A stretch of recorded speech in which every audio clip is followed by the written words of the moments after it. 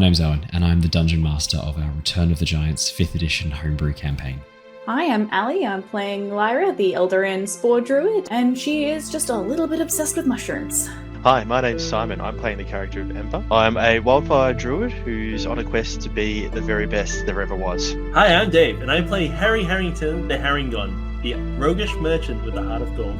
My name is Christian. I'm playing Bartholomew, the romantic dancing Owlin, Paladin of devotion. Hi, my name is Matt, and I'll be playing Niles Silverwind, the Owlin, Way of the Sympathy Monk. Hey guys, I'm Jared. I play the character of Threign, the boisterous frost giant, the Goliath, path of the giant Barbarian. Hello there, lovely listener. This is just a warning to let you know that this episode of Return of the Giants may contain adult language or adult themes. Hello! Greetings, everybody. Welcome back for our Return of the Giants campaign. We are very excited to be getting back into things. We hope you all enjoyed our little behind-the-scenes chat that we put at the end of the last episode. For those of you watching on YouTube, it would have been right at the end. For those of you who are watching us on Twitch, you would have seen it at the very beginning. We had a little bit of a discourse around the D&D Ranger class and our opinions on it. We had a few hot takes on that. And then, speaking of hot takes, we also had a bit of a chat about the June 2 Popcorn Bucket. If you want that full experience, it is at the end of the last episode. It's about 20 minutes of just, how would you describe it? I guess inane chatter, which was genuinely very funny. So I kept it all in. I didn't want to cut it because it was a lot of fun. And we did have a lot of fun talking about it. So, and I think our suggestions for the Ranger are genuinely good suggestions to fix the Ranger. So we kept it all in. Wizards of the Coast, if you're listening. I know you've revised the Ranger twice already. It's not it, Chief. You got a bit more to go. People still say that, right? Yeah. So we just work a bit harder. There's a little bit more you need to do, and we've provided some suggestions. Other announcements. Cover your ears, Ali. I know you don't want to hear this one. The Netflix Avatar series comes out. She's taking her headphones out. Legend. The Netflix Avatar series comes out tomorrow. At least the first episode. It drops in Australia, 6 p.m. Standard Time, 7 p.m. Daylight Savings Time. So we will, the Avatar crew and I, minus Ali, who is refusing to join us. The rest of us will. The rest of us are going to watch the first episode and then have a bit of a post-episode discussion afterwards. That will start. The post-episode discussion will start about 7 p.m. Brisbane time, so standard time, and then about 8 p.m. Daylight Savings Time. We're not going to go super long. It's more just a fun little behind the scenes to bridge the gap for those of you who need your Avatar fix. Where, yeah, like I as I've said many times, there's been some things that I really am looking forward to. There's some things I'm a bit cautious about. There's some things I'm not looking forward to from what I've seen in some of the trailers and some of the announcements. So I'm trying to keep myself as neutral expectation as possible. I have rewatched M. Night Shyamalan's Attempt, which I think has primed me to enjoy. I know. I watched it skipping through sections that I couldn't genuinely sit through, but I wanted to. Put yourself through that? I really wanted to set a baseline experience, and I felt like that was a pretty good baseline experience because genuinely, after that, the fact that I haven't gouged my eyes out or my ears, I think is a positive sign. There are few redeeming qualities of that. I'm sure I will find more in the live action for Netflix. So I just wanted to get myself properly set. Ali's raised a point, what if it's worse? Well then, I will unload during the post-episode discussion. I haven't done a salty rant in a long time. But when I do get angry, I do like a Brenly Mulligan style rant. I will do one if I need to. If it is worse, I can't see how it could be worse though. Genuinely. And also, I have to say, for those of you who have seen the M. Night Shyamalan version of the last event and you think, it can't have been that bad. No, it is. It's actually, I remembered it better than it was somehow. Like, rewatching it again, it was way worse than I remembered, which is genuinely amazing and impressive on so many levels. So, I'm sure it's going to be fine. But please, if you're around, you want to join us, make sure you quickly watch the episode. Ali shaking her head. There's multiple views on this. You can also do as Ali does and just not watch any of the live action on Netflix. That's also an option too.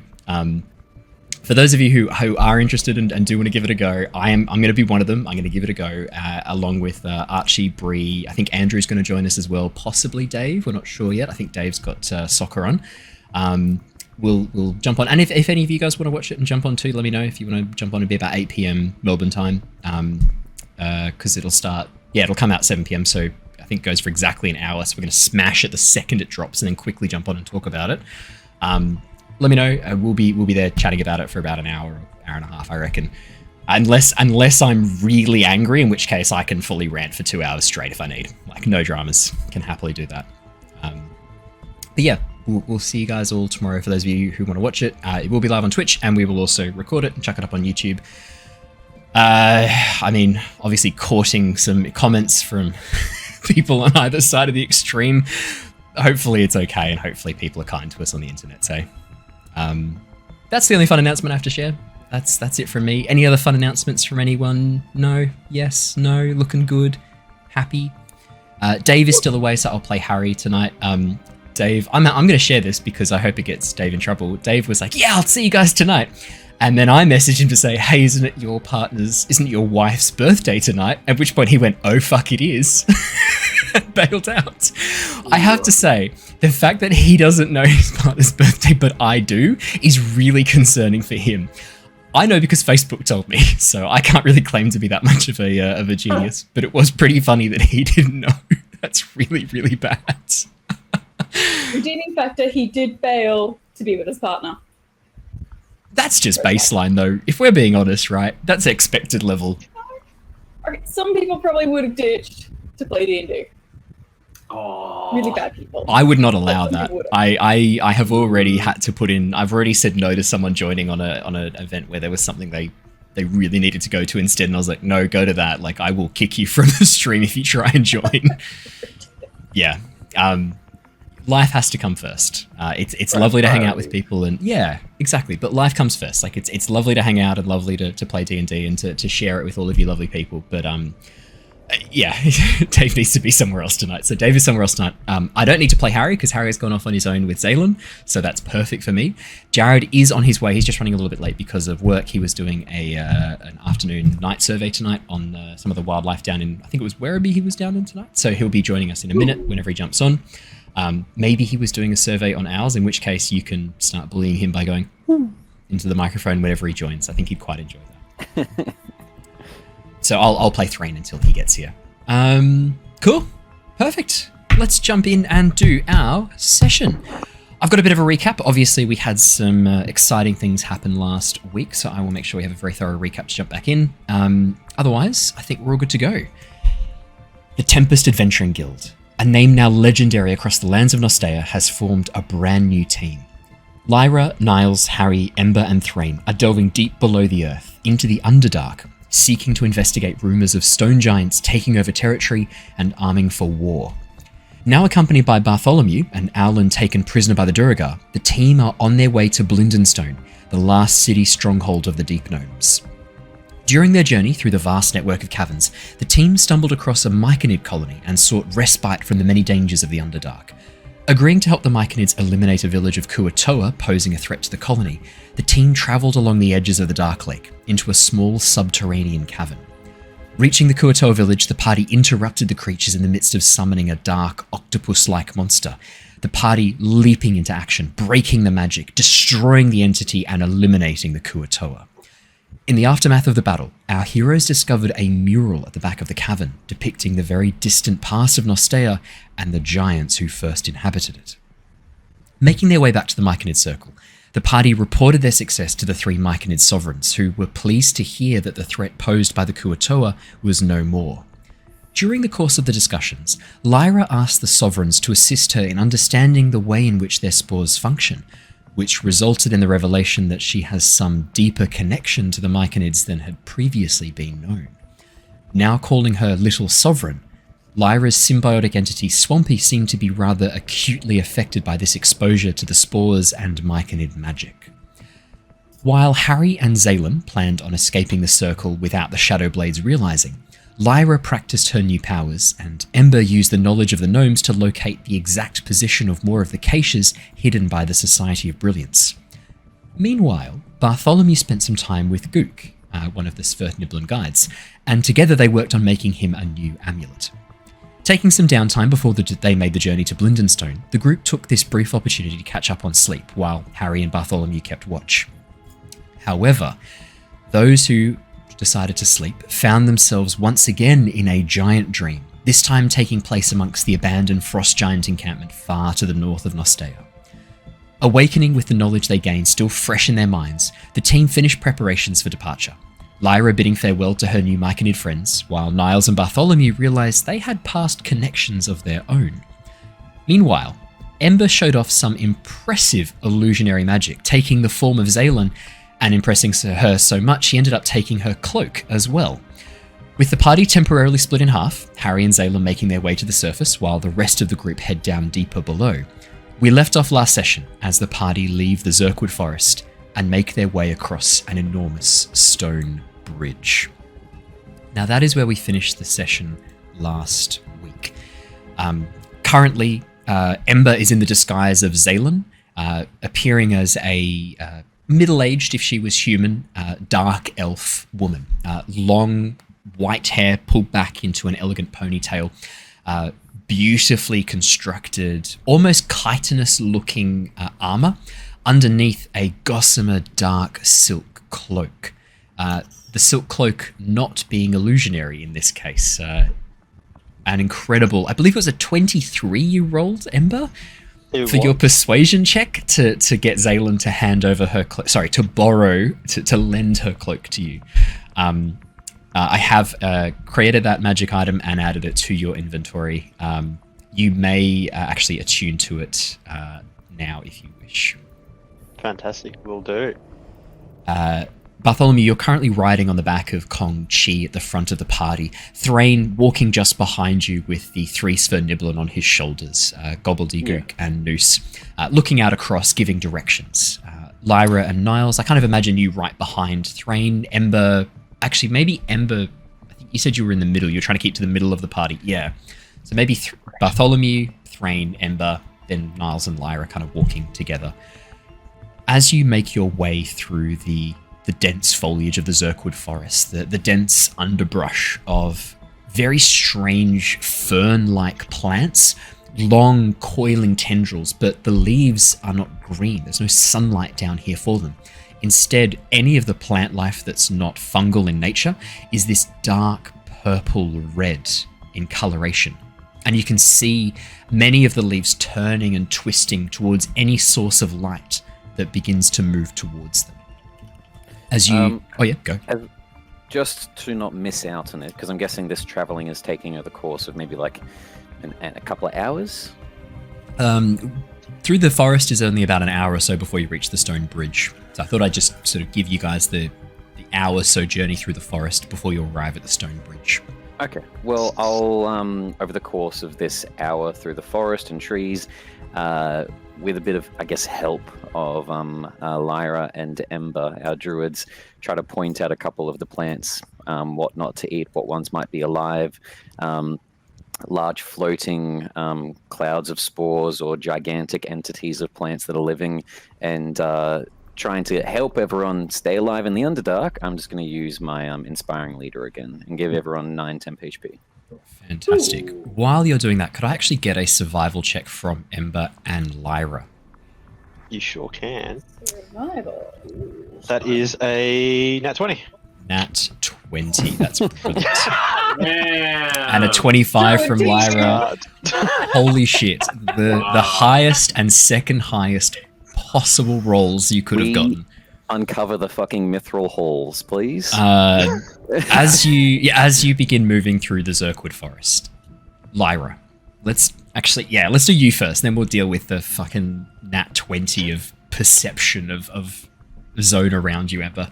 Lyra, your connection to Swampy and your time with the Myconids and the Sovereigns, I'm going to say during that time, with that exposure to the rapport spores, with that sense of the hive mind connecting, there's still this remnant of that consciousness within you. You're not sure whether it's the Myconid circle you've left behind, whether it's Swampy, whether Swampy has picked up an element of their own consciousness, or whether it's something else entirely.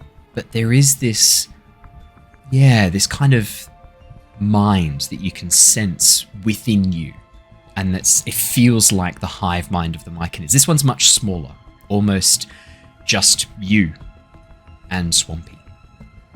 But there's knowledge there. Knowledge that you have not gained yourself. Knowledge that seems to have come from the Myconids back at the Circle. You know, instinctually, a number of the mushrooms and fungal growths that you can see during your travels through the Zirkwood Forest. You don't necessarily know their names, but you know their songs in the Myconid language. Those that are dangerous, those that are helpful, those that are no interest at all, those that are benign. That knowledge seeps through you, to your very core. And as you begin moving along, you trail your hands, you can see the spores almost swirling and responding to your touch, moving around you in a way that is unnatural. There's no breeze in the Underdark. Temperature differentials from like hotter places deeper down can create this sort of pseudo movements of air. As the warm air rises from the depths of the core, it kind of displaces the air above it. But these aren't air currents. The spores respond to you as you move through. And you have this sense of connection with them. So much so that I'm actually going to answer that question you asked in the Roll20 chat about looking out for anyone around you. It is a survival check. Yeah, you are definitely being followed. It's not something you can see, but more something you can sense. The disturbance in the spores moving through. There are 3 shapes somewhere on the path behind you and up to the left, moving along a rocky outcropping. But every time you look, there's no sign of them. You can't see anything, but you can still sense this movement. Ember, with a natural 20 for a total of 26. Your knowledge of this place isn't one based on experience either. But you do have this incredible improvisational ability to take what knowledge you do have and apply it and use logic and rationality. And actually, you've been spending a bit of time studying the Society of Brilliance book too. You've spent a bit of time looking through that. You've actually spent 2 sections of downtime examining that. So I'm also going to say as well, there's also some hints and things you've picked up from that logbook by Davian Hornsorrow, the Society of Brilliance member who was killed inside his little cache. You recognize a number of the plants here, and those you don't recognize, you can infer a lot of information about them. More importantly, you can see where these plants have been damaged or moved by creatures or other things moving through the undergrowth. And you're able to infer how long ago that was based on like moss pattern growth. Moss, you assume, grows even slower down here in the Underdark than it does on the surface in the absence of light. Therefore, if this moss has been disturbed with this footprint, that footprint is 2 or 3 days older than what I would normally see on the surface. You're really able to take that knowledge of what you have and apply it into this brand new environment. More importantly, one of the ferns that you are walking past, when a creature gets really close to it and the carbon dioxide from their breath falls across its leaves, a very faint bioluminescence moves up the stem towards the source of that carbon dioxide. Pools around whatever part of the plant has been exposed to it. On a ridge, not far behind you, you just catch this in the corner of your eye as you happen to turn around to chat to Lyra, or as you follow the path of a very interesting looking large insect-like creature, almost like a dragonfly flying overhead, but roughly about the size of a human male, about 6 feet long, massive incandescent gossamer wings fluttering in the gloom. And these massive eyes taking up its entire head with these tiny mandibles in front as you see it sort of buzz overhead and disappear into the gloom. You watch as a patch of these ferns slowly illuminates and then falls back down again in 3 spots up in the large patch. Oh, so I know something's there. So at this point, I think you said that, so your disguise lasts for 10 minutes, was it? No, it was an hour. It lasts for an hour. So I don't know what timing that works in. It took you guys about 10 minutes to get ready and take off. So that's perfect information for me, because after 50 minutes of you walking, that disguise self is going to drop. Well, That's so. I imagine that as we were starting to walk, I would have shared the plan that Harry and Xaylin had, and which was that we were essentially going to camp about an hour away to give them time to escape. So, team, did we decide that was a good idea, or did we think that was a? I say we just whack them. Like we know that they're probably following us. Like, why put ourselves in a position of like disadvantage potentially? So, Although, how far are they back? Ember, where do you see them? Are they nearby? So I'd explain what you said with the bioluminescence, and hopefully people, I don't know if you have to do a perception check to see it or anything like that, but With Ember, even with Ember pointing it out, it's very hard to see. But Ember, you're able to describe the spot where you last saw them. It looks like they're keeping a good distance from you, roughly about sort of 80 meters or so, keeping a fair distance away, but whenever you move, they move. Whenever you stop, they stop. There's clearly no rush. They are following along at a set distance. Okay.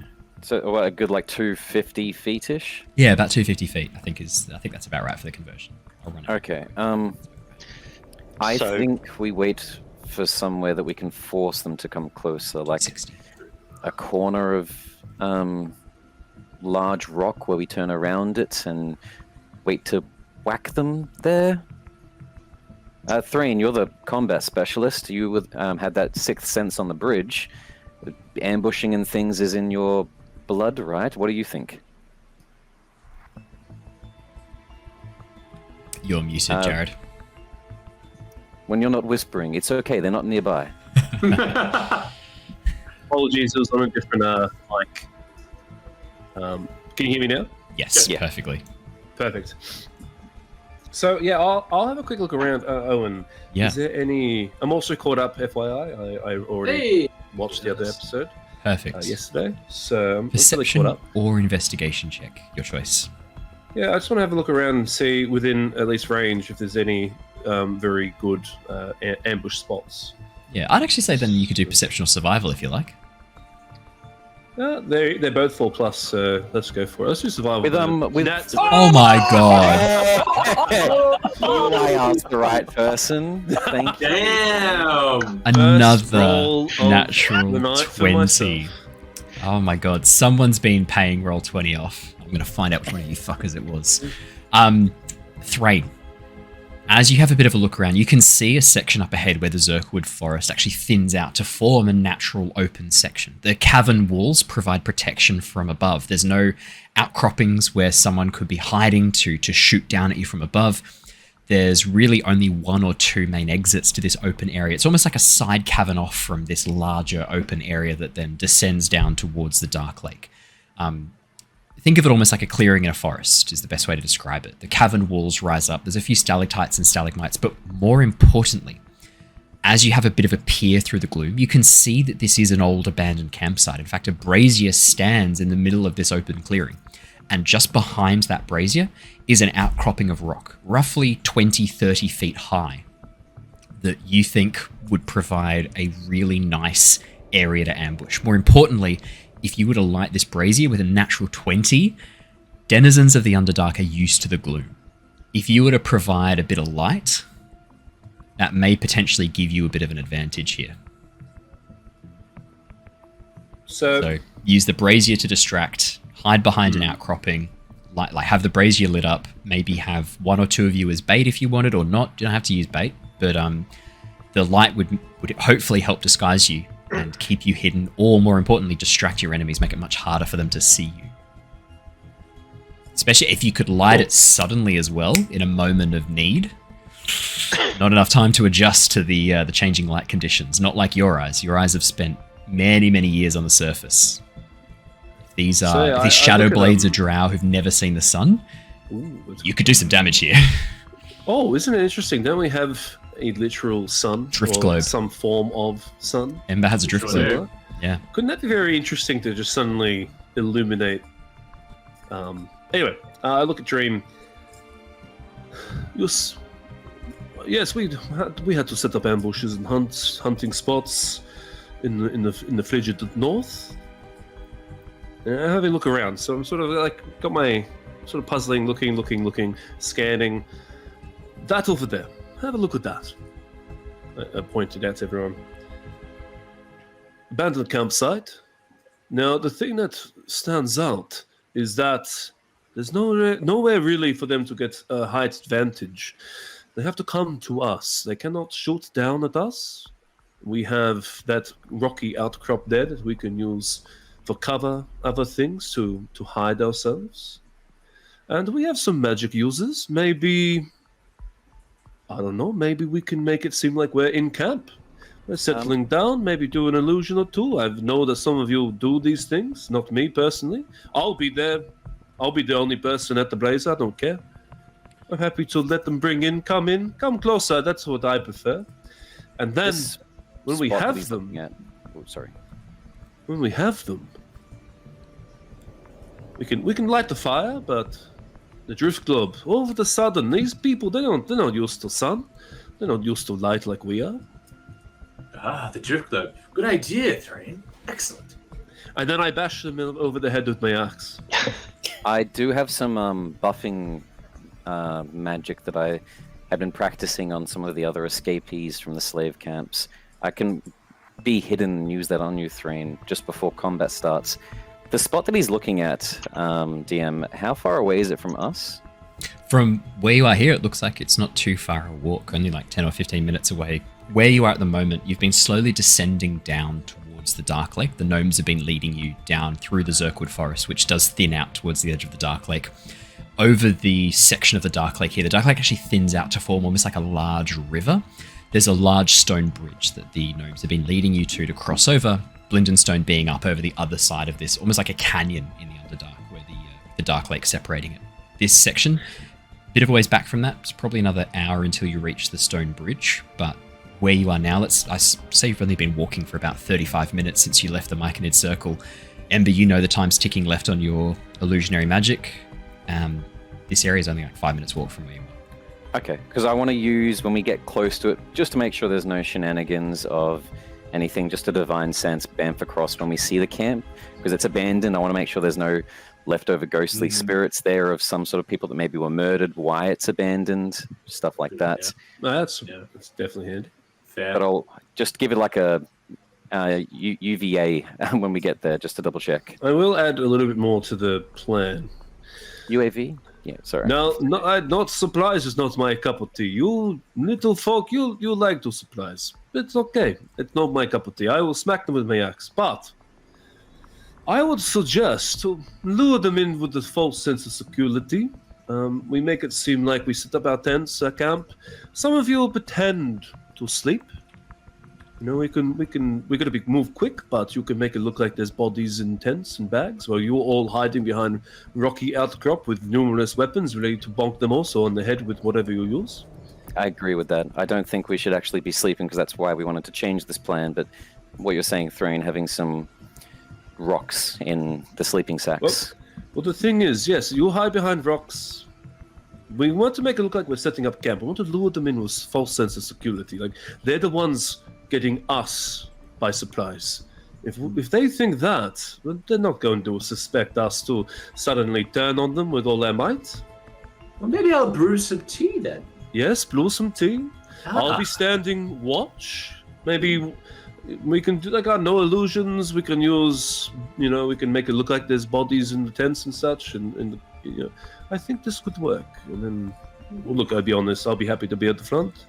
It just means that I can get personal with them. They can meet my friend. You can ask some questions with your... don't ask questions. Why would I do that? I want to... No. I didn't mean. It was a matter of speaking. You ask them a question. Ha ha ha. I will not do that. The axe is for going. I'm going to smack them with. I'm going to cleave it into their side. Why would I? What? Let's get going. We don't have much time. Yes. No. This is trivial. Ask questions. I see Silly that joke. questions. It's falling flat. We'll get there, Threign. I'm going to, on Kong Chi, full pelt Kong Chi dashing, try to ride ahead of everyone, arriving there. No. Before. When I say you better go in haste, no. Don't go with haste. We don't want to think. We don't want them to let on to what we've got going. Unfortunately, we're going to go nice and slow. We want them to think that we don't know they're there. True. I was just We wanting need to lure them in. set up the beds before they see us setting them up. Look, we're going to have to try and be quick with that, yes, but for now, we can't look like we're in a hurry, we're in a rush, because they'll catch on some things up. Yeah, so We just need have to to do take this. a leisurely walk. Well, not leisurely. Walk with purpose, but let's not go splinting ahead like like something is behind us. Okay. I understand the need A for trot haste. shouldn't be too bad of a problem, though, if I simply go a little bit ahead. No problem there. At least that might give me even just a minute or two to lay the beds out, chuck some things in. No, by all means. Out of game context, I thought you were like sprinting there. No. Going I there was with the going trot- to, but you bring up a good point. A trot forward is definitely much more nonchalant, subtle. We want to be like casual. Walk with purpose, of course, but like casual-ish, if you know what I mean. We want to lure them in. Okay. We want them to think they're the ones getting. If we were setting up a camp, I might be doing this anyway, so I will go around and just 100%. Go for it. grab some sleeping bags from you guys. Yep.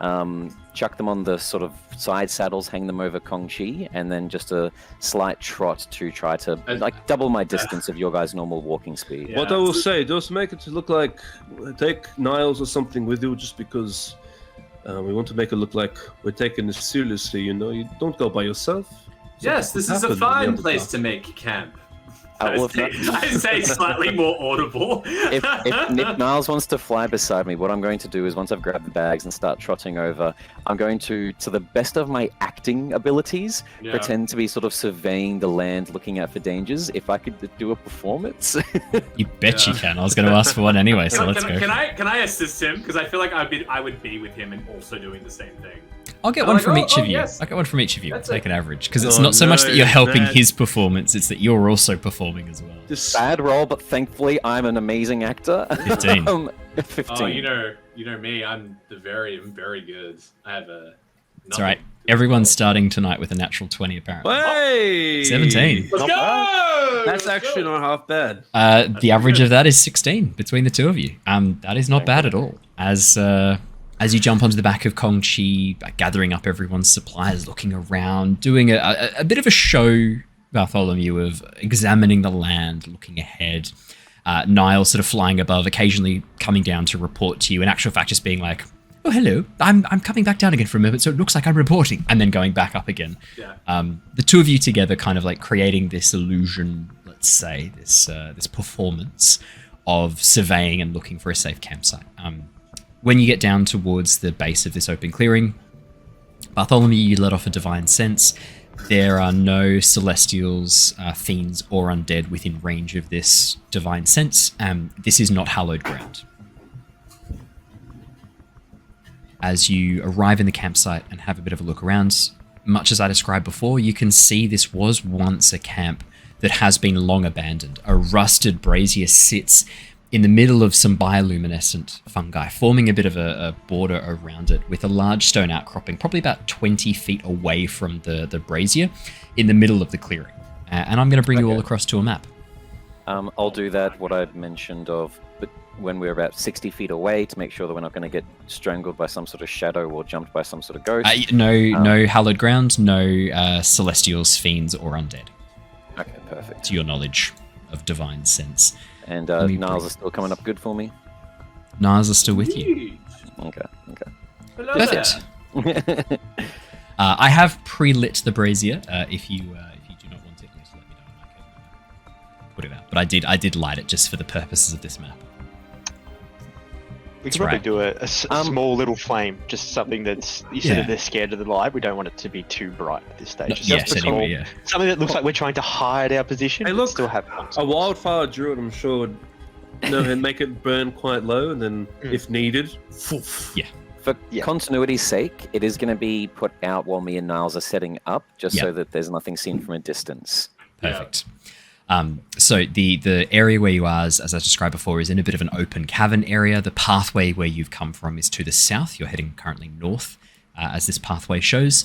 The pathway continues on towards the northeast of where you are, and you can see that stone outcropping, probably about 20, 30 feet away from the edge of the brazier. Just in case, as we are setting up, I think that Niles may be better at me than this. So I'm just gonna.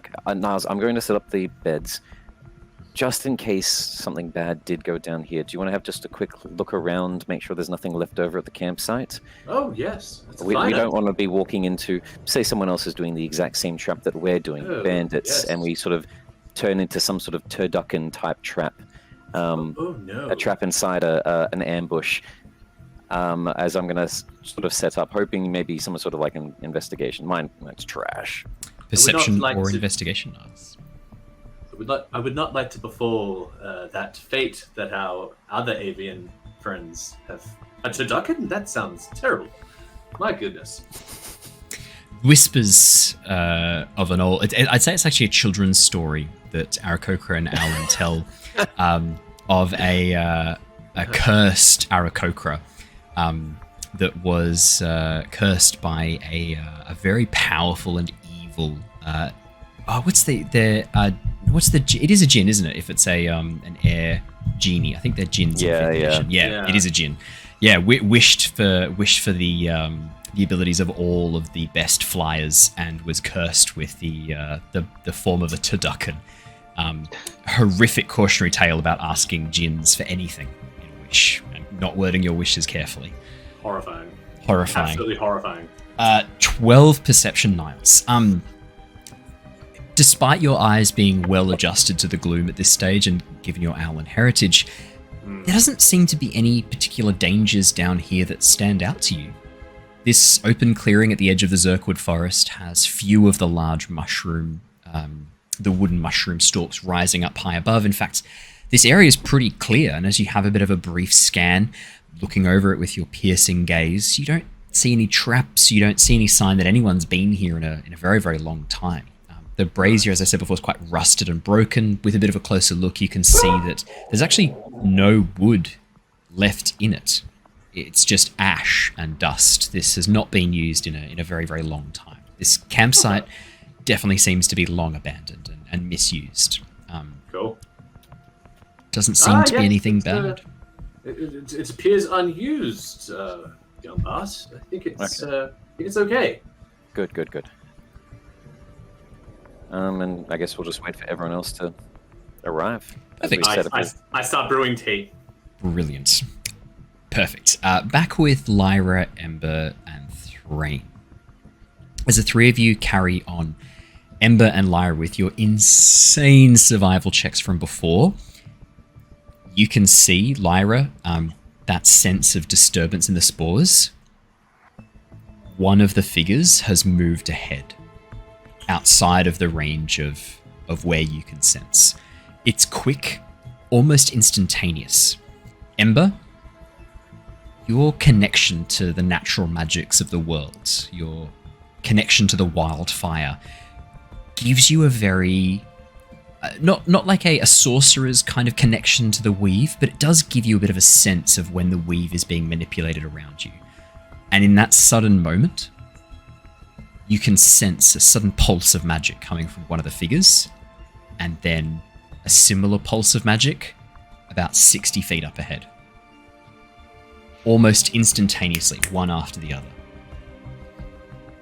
Okay, well, I turn around to Threign and be like, Threign, did you notice any movement up ahead? Threign, with your check from before, you can see Bartholomew and Niles heading down and setting up camp, but there's nothing. There's no... Can't see anyone. There's no signs of any visible disturbance. I cannot say nothing, but I trust your intuition. Okay. Be I careful. think they split up into two small groups. I think there's still two behind us following, but Let's I keep believe- moving. Let's keep moving forward. Mm. Don't stress. It just means we get to go to the fun sooner. But admittedly, the other two that went ahead, they're trotting along, so they shouldn't be too far ahead of us. We're obviously behind them, trying to keep pace. So. Oh, a trotting horse? You would be surprised. It is not that easy to walking pace keep up with a trotting horse. There's a reason why people use horses I will say for this travel. though. Admittedly, this is the Underdark. Yeah. This would be fairly. They wouldn't be just an open paddock or field. No, but track. luckily, a Firev has the cloven back feet of a deer and the front clawed paws of a fox, not the hooves of a horse, much The more able to mountain goat in this traverse. bitch. Much more able to traverse the difficult terrain of the Underdark. A horse would struggle. Even I think most other solid hoofed animals would have a bit of a tough time here. Mules, donkeys, things like that. But the way that deer sort of hooves kind of work is you've got these toed hooved feet, much more able to nimbly move through uneven terrain. Okay. Having With been that, in though- the sorry. Oh, sorry. No, you go ahead. I was just going to say, having been in the Underdark, I think Niles, sorry, not Niles, Bartholomew would definitely know this. I don't think it's metagaming, having been a slave of the Duragar, to assume I would know what a strider is. They're spider mounts that they ride, the giant spiders with long legs that are known for leaping gorges. More than happy to share with you that you heard stories of people chased down by the Striders. It was a threat used if you were to ever escape, you would be chased down by Striders and handed over to the Drow. Yeah. Which was very much implied to be a fate worse than what you were going through. Needing things that have spider climbing, riding lizards, stuff like that. Horses just don't cut it. Okay. So yeah, but yeah, with what Ember said though, I would just say, just be ready for anything. Ember? No, sorry, I wouldn't say that, because he's that person at the moment. I love which the I think idea you of said. Threign forgetting the name of the Yeah. the NPC in this moment. It's true, but Threign I'm would just forget. rocked up. I'm just Threign would rocked forget. up. Give me something. But no, I would say, just keep your hand on the drift globe. Be ready for anything. Let's keep going at a nice pace. Perfect. Also- Oh yeah, you go, Lyra, please. I was just gonna say, with that, the enemy that sort of suddenly teleported sort of forward, from her knowledge of phase step, does it feel like more of a phase step kind of teleport, or like a blinky kind of deal, or? Ooh, could you make me an Arcana check, please, Lyra, as you try and apply your knowledge of magic to this situation? That's a 5. You got no You're pretty sure whatever it was, they did inherently. They're not just powerful spellcasters. Magic flows through their veins, and they can just do stuff that you can't even imagine. These guys got special powers, man. They got special powers. They got special mushroom powers. You've got special mushroom powers, but they also have special dark powers. And They got special underdark powers. yeah, and this, like, you're only just starting to realize the scope of your powers. What can these other people do? Who knows? Who knows? It's okay. She's Steel she's is fully a great swampy. equalizer. She's swampy and shillelaghs. She's scared. Tim's like right behind you on alert, like fungal face turned up towards the sky, trying to, or the cavern of the roof of the cavern, trying to see. If these were like assassin dryads, that would be dope. Just like tree striding through the Zerkwood. That'd be pretty Well, sick, wouldn't it? Niles is just brewing the best cup of Earl Grey he's ever brewed. Like, just Excellent suggestion. incredible. Second best after Yorkshire Gold, so I applaud you of your taste in tea. Indeed. As the three of you pick up the pace a little bit, Lyra somewhat nervously, Threign somewhat excitedly, Yeah, Ember somewhat cautiously. As the three of you catch up to the campsite, Niles, by this point, how long does it take you to brew a pot of tea? Probably 2 minutes. 3 minutes tops. Yeah, yeah. To get the fire going. Do you do it? Do you have like all these different like instruments to pass it through? Yeah, well, that's true, actually. Niles is a bit of an Actually, that's a good... aficionado. That is a good thing, actually. So one of the things the aristocracy shares with its inspirational civilization roots from our world is the drinking of tea, as Niles has brought up. Sure. Very much based on kind of many of the Eastern cultures that have a very almost like ritualistic relationship with the serving of tea for guests, the serving of tea for special people. There is a ritual involved with the preparation of tea, and it is one of those things where there's many different ways to do it depending on the environment and depending on the situation. I'm going to say, Niles, knowing where you are and what's going on, you're not doing the full involved ritual. And probably for Niles as well, that's less of a obligation that he would feel. But there are still parts of you, the parts that look down on people who don't prepare tea properly, and you know how to prepare tea properly. I mean, you know how to prepare it exceptionally well. Sure. And so you This pull is out very. the little box of, I guess this is in context of what we're currently speaking of. But where we are currently has no relevance. Goliaths, what do they drink? Tea? Do they drink coffee? Do they have their own special brew? Like, what do they do? Do they just drink alcohol? Goliaths are well known. That's a good question. Goliaths are well known for their mead.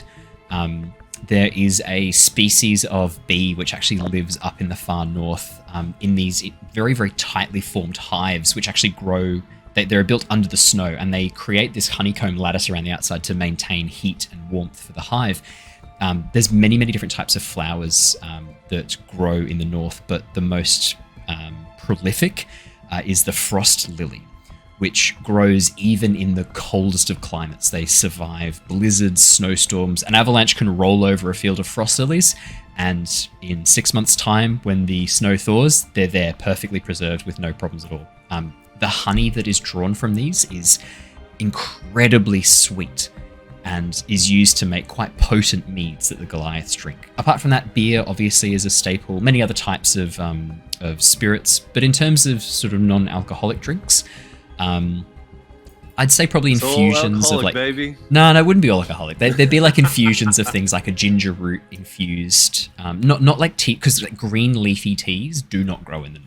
Not like other, like specially adapted plants grow. So we're more sort of talking like ginger roots or bark, maybe like a willow bark tea for pain or for things like that. So like a medicinal style situation. But I guess their meads would actually be kind of more methylaglins, more like spiced meads in that case. It'd be so bare bones too. It'd be like put it in water, boil it, drink it.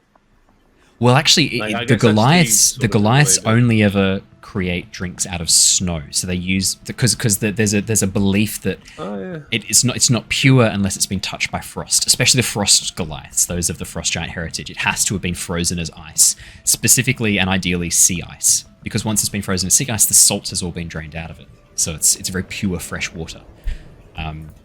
Oh, that's interesting. Okay. Just dropping some fucking extended lore of the Goliaths. But yeah, I'd say probably like ginger root teas. And the Goliaths would be able to trade with Drifthaven. I mean, they would also have access to other things like cocoa. I mean, you would have had a very rare treat for Goliaths because it's only obtained by trading, and it would be pretty expensive to get cocoa up north. But a hot cocoa is one of those treats that Goliath children absolutely are obsessed they would love with. It. Yeah, especially in the depths of winter. Yeah. Sorry so for the Niles. sidetrack. No. Good question. Great. Always happy for deep lore questions where I can just have a quick aside about a color, because otherwise we won't. Who is ever gonna like? How are we ever gonna find this information out otherwise? To be honest, like unless you head up to the Frost Goliaths. Hello. As everyone begins arriving to the camp and information sort of being shared in hushed whispers. Yeah. You said there's 2 in front, 2 behind. 1 in front, 2 behind. There were 3 following you. One sort of, but you guys don't know this unless when the group arrive, they quickly share that with you. Well, that's what I was checking. Like, ahead. I'm assuming we would be like whispering, like what each of us knows, making sure that we're staying like in communication. To everyone in a hush whisper. Didn't we think there was at least about 10 of them? Isn't that what the case was? Why is there only 3? I'm assuming that the others may have followed Harry, Smaller potentially. Group? Yeah, Think maybe they they bring a larger group to handle more individuals. This makes no sense.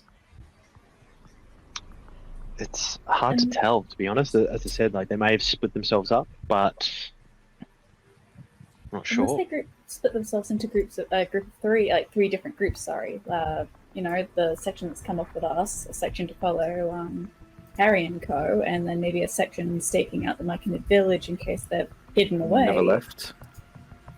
Okay, that makes sense, Lyra. Sorry, just Hopefully. My pessimism getting the best of me. At this point, Niles, you've finished preparing the tea over a carefully prepared kettle, with a carefully prepared stand over the brazier, making sure the fire doesn't get too hot. You don't want to burn the tea. Yeah, that's at all. And as you begin handing round hot cups of tea, carefully prepared, perfectly brewed, and nicely stewed, what would you guys like to do? I give you full access to the map to position yourselves where you'd like to position yourselves to do what you'd like to do. Now, the rocky thing you were talking about... Just back behind to the north here. It's an outcropping of rock rising from the cavern floor up about 20 feet. and then it plateaus off. There's actually a flat top to it as well. It's not super...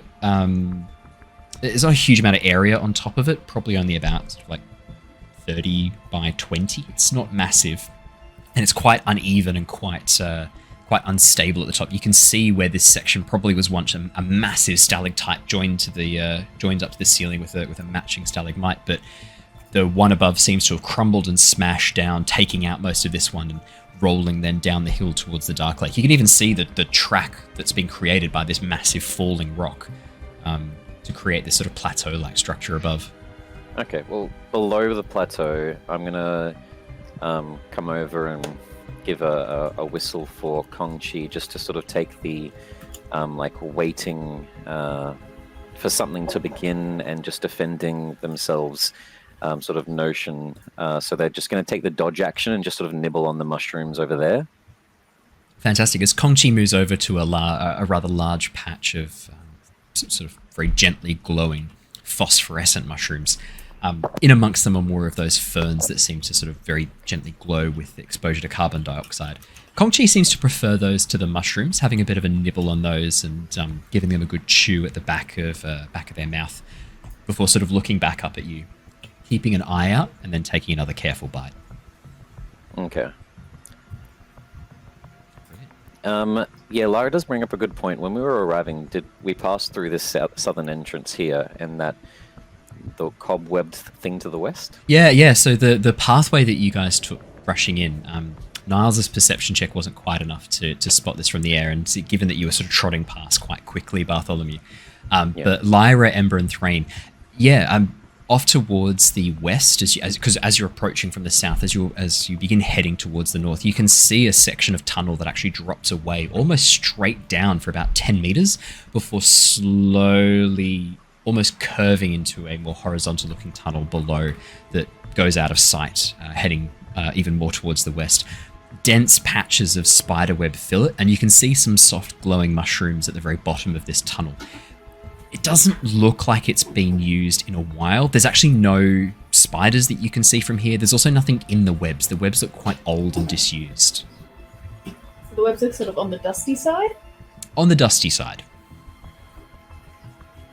Well, with Kong-Chi over there, I will just bring up, I need to go and take a leak. Anyone want to come help me? I'll stay put. I really badly need a leak. I'm going to need a couple of people's help here. I'll keep watch in case. Well, not. No. Oh, I'll keep watch. Ember, it looks like that's your job. Yes. Look, it's best safe while I'm going to the toilet. Excuse me, what did you call me, Lyra? Ember? No, that's not. Oh, Ember. shit. No, She I've had didn't enough. point, No, if that's any fair. Lyra, I've had enough from you today. Our people, you go do what you need to do over in the bushes there, and Lyra, I think you need to have a bit of a break. Why don't you go with them? Me and the big man here can stand around the fire and wait till you get back. I'm definitely going to need two people watching me on either side while I go and take a piss. Yes, owl person, go do as you wish. Thank you. And I'll start walking up past the mushroom trees to that raised area. Wait up, bud! I need a I really performance need to check. piss. I'm in a hurry. I need a performance check from Ember. It is not going to be at disadvantage given Lyra's comments, only because your actual performance was fucking amazing, Sai. 9. Oh no. It's not so much that your performance suffers. It's more the awkward pauses as Lyra continually calls you Ember, and then Niles calls you Ember, and then they both realize and have to kind of bail out, and then the desperation which Bartholomew goes, I really need help peeing. I tried to salvage it. I mean, Ember, you really are trying to sell this, but this is going to be a tough sell already. This is rough, and it's not that your performance is particularly lacking in any way. It's you did the best with what you had. It's just that it's not easy to draw that into a reliable and fair narrative to explain that. No, that's absolutely fine. As you call that out, Bartholomew, you and Niles and Lyra make your way around the outcropping, I'm guessing? Yeah, I'll make Yeah. my way up to that. You said it was like a raised plateau looking over the campsite. Yeah, exactly right. Lyra, you bringing Tim with you? Yeah. Oh no, actually, she might leave Tim with Threign and Ember. Just if he and just sort of like maybe before she leaves, just sort of give him like standing orders to defend the party members should they be attacked. Done. Easy. Perfect. As the three of you head off around the back of the rocky outcropping, Niles, I mean, you can just fly around or even on top if you wanted, I guess. Yeah. Bartholomew, Well, you said you were going to try and okay. climb up the side and get to the top. Can I please grab a super quick athletics or acrobatics check, your choice? No problem. So I'm just making sure that plans are in motion. Yep, that's fine. Okay. Yeah, How bad can 21. it be? Exactly, 21. Scramble up very, very deftly, using your very very strong muscular upper body to sort of pull yourself into position, and then your claws on your legs to help provide that like, grip on the stone as you clamber up the side of this rock. Alrighty. Threign and Ember. Oh yeah, Ember. So as they're walking off, just because I'm conscious of the fact that I might be having to fight someone really soon, where the what do you call it? Over the fire, you said there was a The boiler- brazier underneath it. A brazier, sorry, yeah, brazier. Yeah.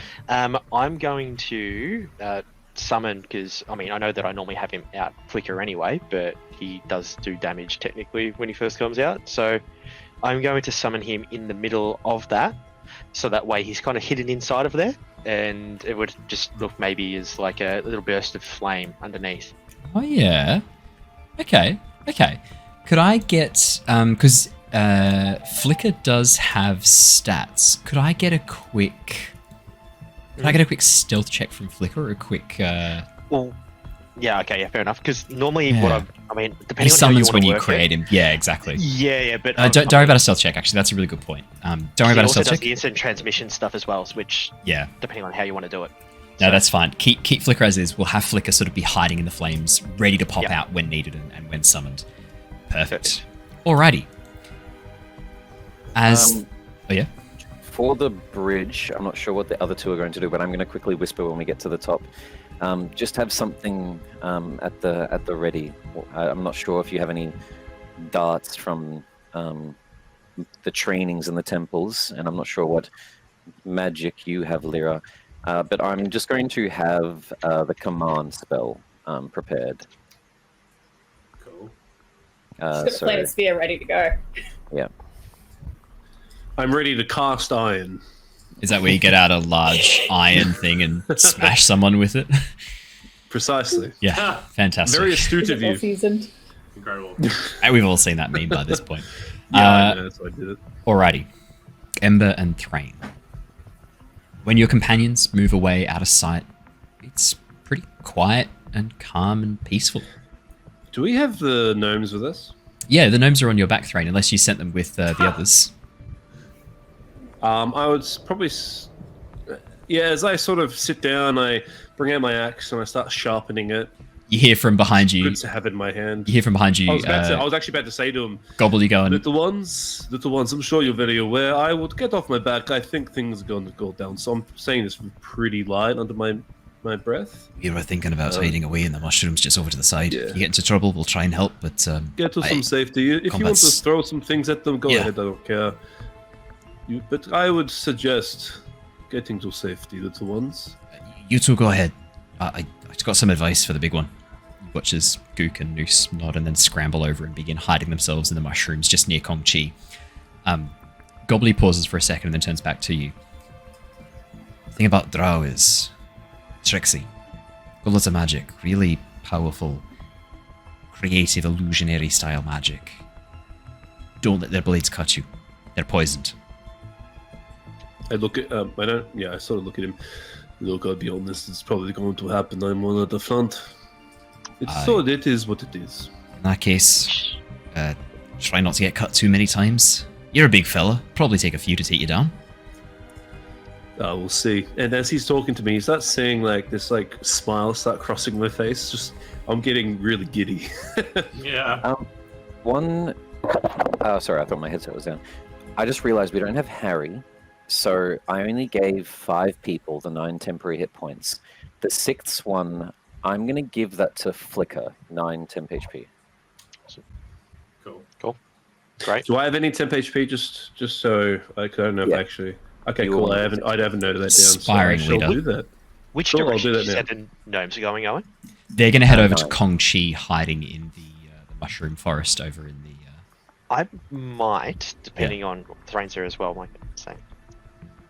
Threign, we do have a source of fire here to scare them off. Do you think maybe if I give them the drift globe and command it from a second point, it might work when they turn away from the flame to blind them from 2 directions? I sort of nod. Don't say nothing else. I just agree with you. I think it's a good. Gobbly's about to walk away, pauses, and looks back and goes, "Drift globe. I feel like I've heard of that before. It's a object that shines light, eh?" That's it. Just hold on to this. I should be able to command it. You're only going to be about 60 feet away. Can you can actually? Oh wait, do you have to attune to it? I don't believe so. Uh, I don't no, believe it's I an don't. attuned You can item. just tell them to command a word and they can do it themselves. Yeah. Just No, I mean- just close your eyes when you do it. Don't. It's going to hurt you a lot. With your eyes. So just I be will careful. absolutely do that. I think I'll wrap a piece of fabric around my head too, just in case. Oh, this is going to be fun. Alrighty, so Ember, I'm gonna I have hate this Drow. as a. I'm gonna have this almost like as a prepared action. So, what would you like the trigger to be? When Gobbledy sees X, he will activate the drift globe for sunbeam, right, or for sunlight. So, the way that I'd like, Sunbeam? Does this have sunbeam? Nah, I don't have sunbeam. Sunlight. if it looks like they're starting to get maybe aggressive and then turn towards that direction or look around that area, to then just do it, or if then they start hearing a commotion as fire's breaking out, to then light it up. Sunlight. Either or. Bam. Yep. Okay, perfect. Yep, I'll do that. They will absolutely do that. Brilliant. Gobbledy rushes over and joins Gook and Noose hiding in the mushrooms nearby. Interestingly, they are very, very good at disappearing when they need to. In fact, even knowing the direction they ran from, you have a very hard time seeing where they could be hiding in this patch of mushrooms, these bioluminescent fungi. They are just gone. You're really hoping they're still there. As a little bit of time passes, about 2 minutes, then 3 minutes, then 5 minutes, nothing seems to happen. There's no sudden appearance, no ambush, nothing. And right as you sort of begin to think maybe nothing is going to happen in the future, out of almost the darkness itself, the shadows themselves, approaching the brazier from the southwest of where you are, from a very darker section of the cavern wall, a figure strides towards you. A long cloak made of a very light grey, silvery, almost spider silk-like weave. Not dissimilar from the one you're wearing, Ember, but a bit lighter than yours. Yours is a much sort of darker black. Strides a male dark elf, dressed in overlapping strips of this shadowed leather armor, wielding what looks like a very small hand crossbow on his wrist. Hair shaved on the sides, but a white peak, almost like a mohawk across his head, hidden half under the hood, which he pulls back as he begins appearing out of the shadows. And on his face, you can see tattoos, 2 lines running from his forehead down towards his eyes, and then as they hit the eyes, pulling back towards the lower cheek, these dark purple tattoos on a light, almost lilac-coloured skin. As he appears out of the darkness and begins striding towards you, you can see him cocking his head curiously. And he pauses, probably about 40 feet, 50 feet away from the edge of the fire. As he looks towards you, he turns his head a little bit, turns again as he looks at you. So you do not recognize me? Interesting. Then you are not Xaylin, simply wearing her form. We were right to split up. Who are you? Why would you risk your life for a fugitive drow? Speak quickly, and you may still live through this. At that point, I'd kind of turn to Threign and say, well, okay. And at this point, I'm assuming I have maybe minutes left for the illusion to be on anyway. You've still got probably like 10 minutes or so, but yeah, Oh, like okay. it's sort of like... Yeah, I'd probably just at that point be like, well, sorry, I can't really see you there, but as you might have already heard, I'm Ember. And as I say that... Yes, I heard your little slip up from your companions. We already had our suspicions. Where is the real Xaylin? Well, that is why we're hoping to get your attention. Maybe we can trade or we can do something. You know, up in the north where I'm from, it's rude to come to a campfire and not join us. At least join us while we speak. I do not yet know if I can trust you, strangers. You've already tried to deceive me once. Well, Come. it was- I am willing to trade, Xaylin, in exchange Well, for your lives. At least come, your sit, freedom. talk. We shall talk, converse, have some food, have some ale. Us on the He's- hill are seeing him. Yeah. He's visible in the shadowed gloom. Not even just the fact that drow are how drow are, but in a royal court, probably a lot of assassins. Can I do an investigation check to see if he's even real? Absolutely. Oh, Yeah. yeah. Good call. Yeah, investigation or perception check, your choice. Sort of see if it's an illusion. Because that was very confident of him to Very just brazen. right up. I would This is also an like. assassin. approach. Yeah, I would also like to maybe roll a perception because I'm really curious to know where the other two have gone and see if I Yeah. can see. Yeah, she's thinking there's probably an ambush coming from some direction. Yeah. Perfect. Niles and Lyra, would you like to both roll me perception checks? While the figure takes 2 steps closer to the fire, Ember and Oh, Threign. actually, no. Fuck a investigation check trying to look through illusion. I'm just gonna straight up use third divine sense and see if this thing triggers as good or evil or just nothing. Oh wow. Yeah, as you that's trigger all better. divine sense, Bartholomew, there's nothing coming from this thing. I fucking knew it. As the figure takes 2 or 3 steps towards the campfire, but comes no closer. Ember and Threign. Niles, you're not sure. It looks like a real person. Seems like a real person. I am gonna hush to whisper to the two next to me. He's not real. He's watching from somewhere that's some sort of misleading magic. Lyra. That's really very confident. Because I know that we're talking about all the illusion stuff, but Yeah. because we were talking about illusions in this, I did get warned by Yeah. one of the Gonna make gnomes. me a perception check, Threign. Well, I was just literally just gonna have some jerky. I'm gonna toss jerky and see if he catches it or if it goes right through it. Nice. Okay, as you do that, can I get you to roll me a? I guess this would be like a athletics or acrobatics check because you're trying to toss it so that he can't dodge it, right? You're trying to get it so that he has to catch it or it hits him. Oh, yeah, okay, that's a good point. Because it sounds like that's kind of what you're doing.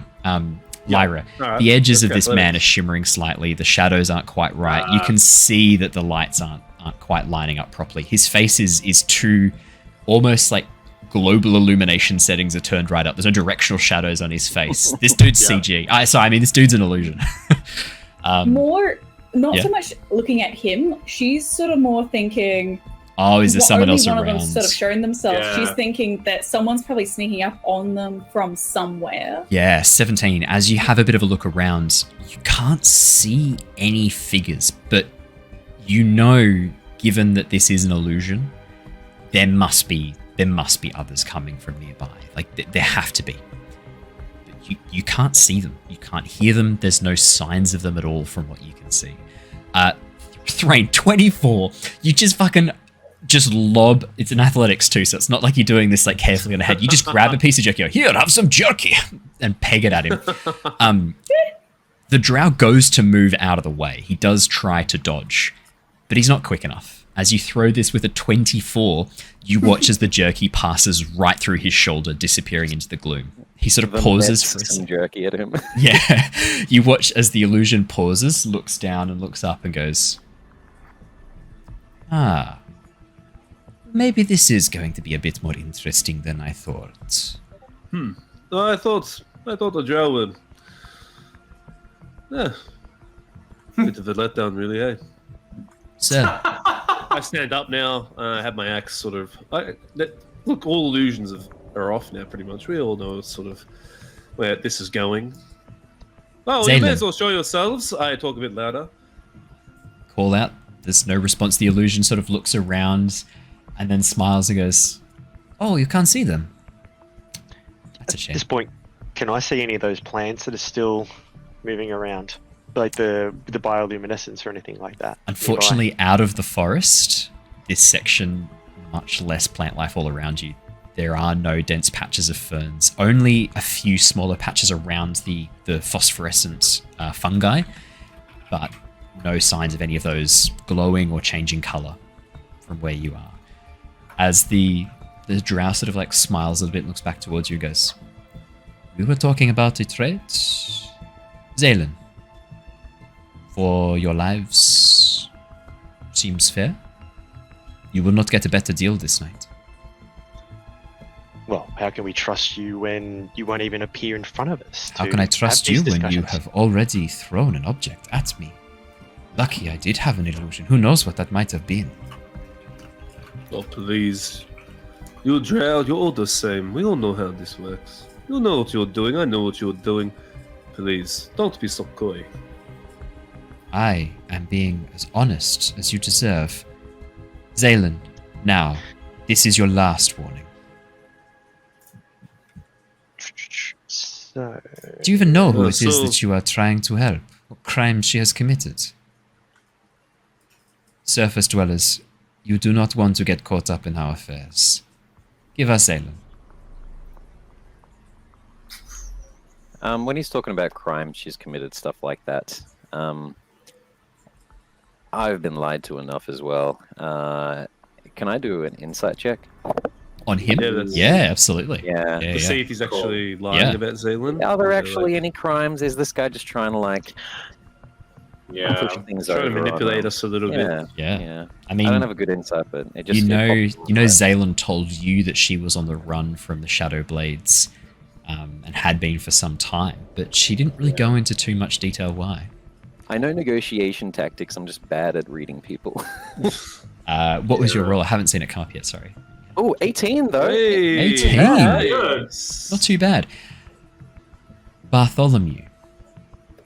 You don't get the sense he's lying. He believes that Xaylin has committed crimes. And as you kind of watch his behavior and his body language, this doesn't seem like some thug hired to kill. He's trying to communicate, albeit using an illusion, but he's not attacked instantly. Xaylin seemed to hint that you would be immediately attacked, or that she Yeah. would be immediately killed. But he hasn't actually... Like, with an 18, if they wanted Xaylin dead, they could have asked for a body too. Didn't. He said, hand Xaylin over. You don't get the sense from his words, from how he's phrasing things, you don't get the sense that he just wants her dead, and you don't get the sense he's lying. From his perspective, she has committed crimes. He genuinely believes that. And he genuinely is using a lot of his patience right now talking to Threign and Ember. But it makes sense on my side because he doesn't know where she is, so he's just trying to get information. He's not going to be able to get information from us if we're dead. I shoot a glance at Bart, and I sort of go, maybe we should hear what he has to say. No, he's lying. This is all just him. He's lost. He doesn't have a trail, and he's trying to pick it back up. This is bullshit. They could have killed us at any time. No, but that's the point. If they've lost the trail, you try to pick up back the trail. If you're trying to get the mother of a creature, you'll take the child hostage and torture it. This is just him trying to find out where Xaylin is. There's no niceness here.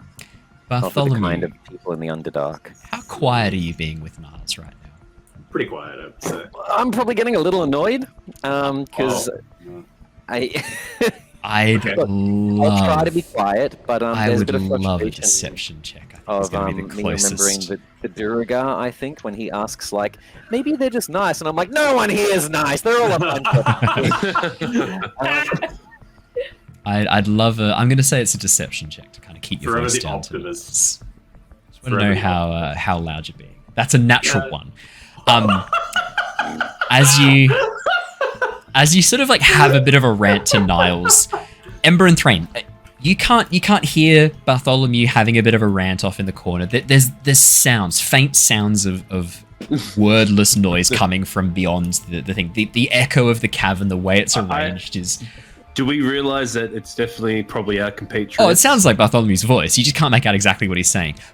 But importantly, you watch as the drow figure cocks his head and then turns towards the outcropping and calls out, I am not bullshitting. She has committed crimes, and we have more.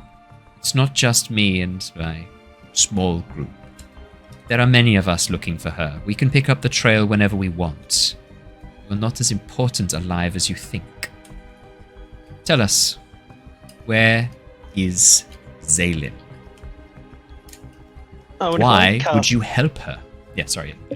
Oh no, I was gonna say if I cast detect magic, Yeah. so I know that it works for 30 feet around me and it lasts for up to 10 minutes. If I Yeah. cast that while I'm standing there looking around, aside from the illusion that I know obviously is in front of me, can I see anything 30 feet away, like in the bushes to the side or anything like that?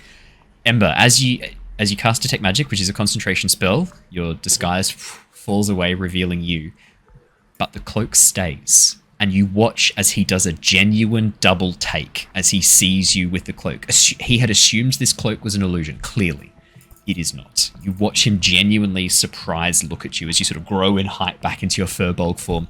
The cloak growing to fit your Firbolg form, being an attuned magic item. As you reach out with your senses on 30 feet around, this is definitely an illusion. Like, this drow that's talking to you is clearly an illusionary duplicate.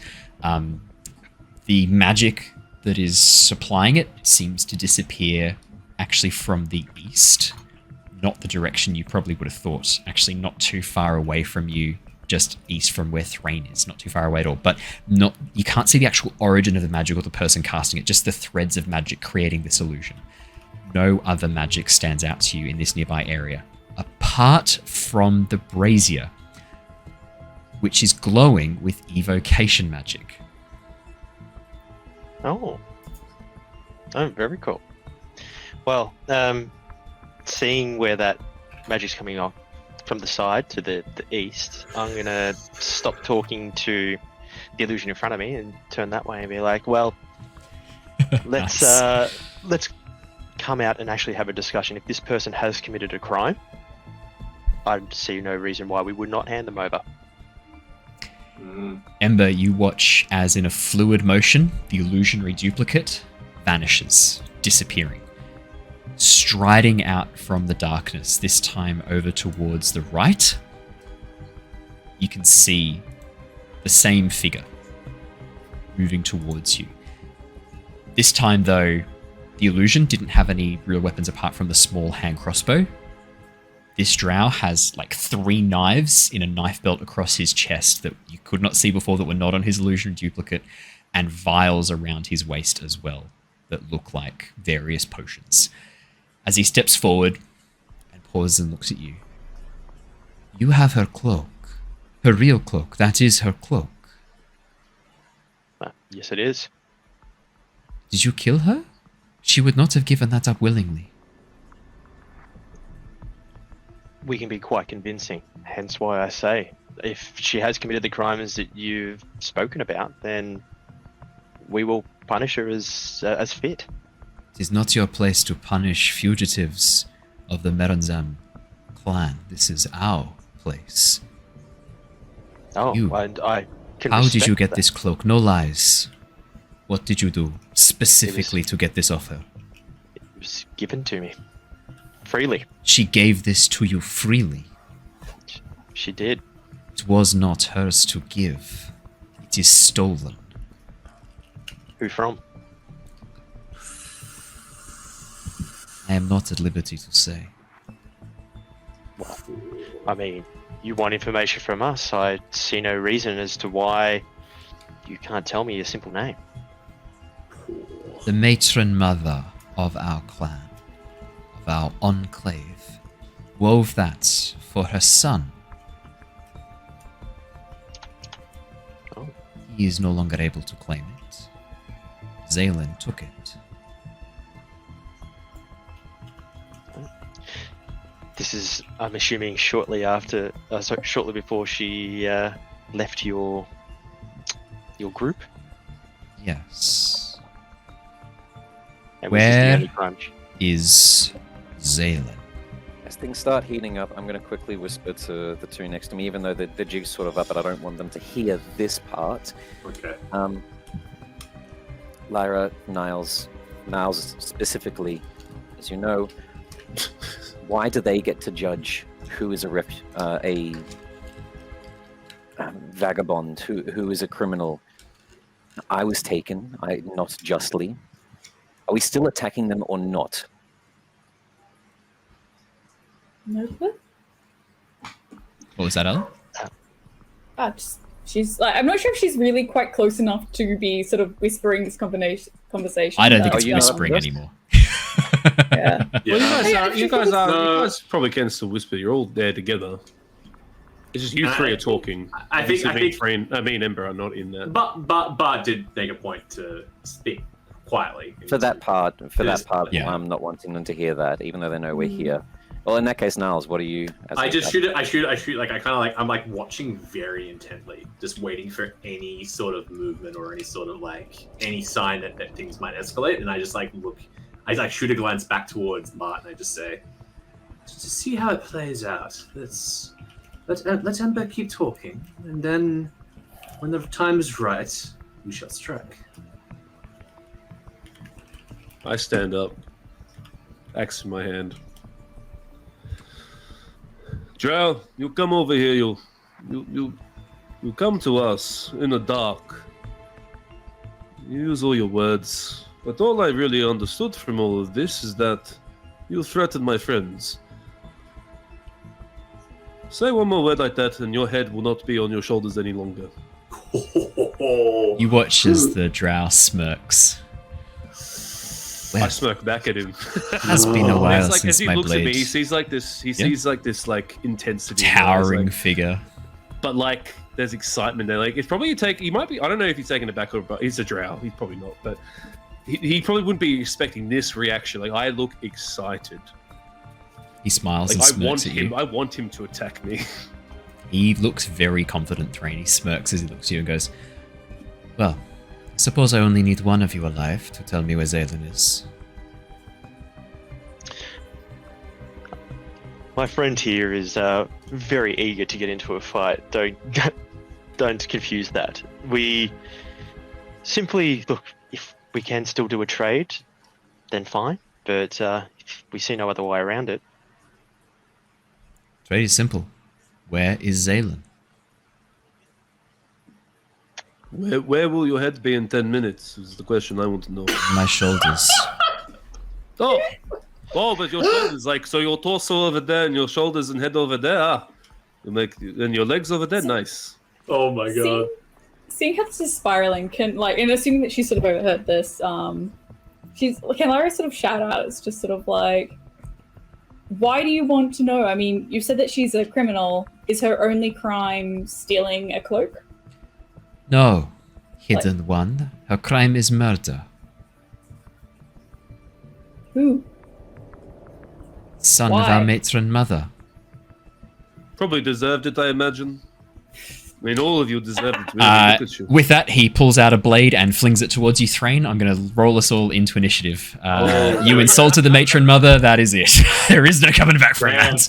That is the moment. If you're wondering where it was, that was it. I just, as this happens, I look over at Bart and I'm like, Oh, now's I'm the already time. like mid-command. yeah. Look, let's be honest. We either give her the position, which we're probably not going to, which means we're going to be in a fight.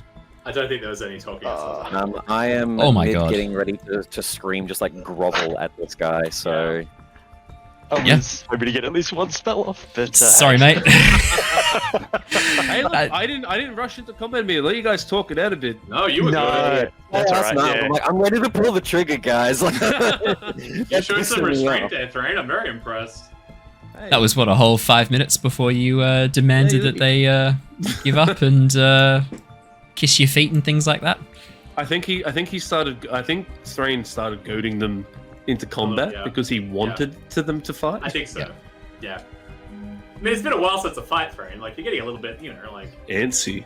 From people... I mean, sorry. The last fight, all I did was throw... Far. Yeah, I only threw them. I didn't actually use my axe. Alrighty, whose initiative hasn't appeared on the board? Lyra's hasn't. That's okay. I can add Lyra. Mine has Mine.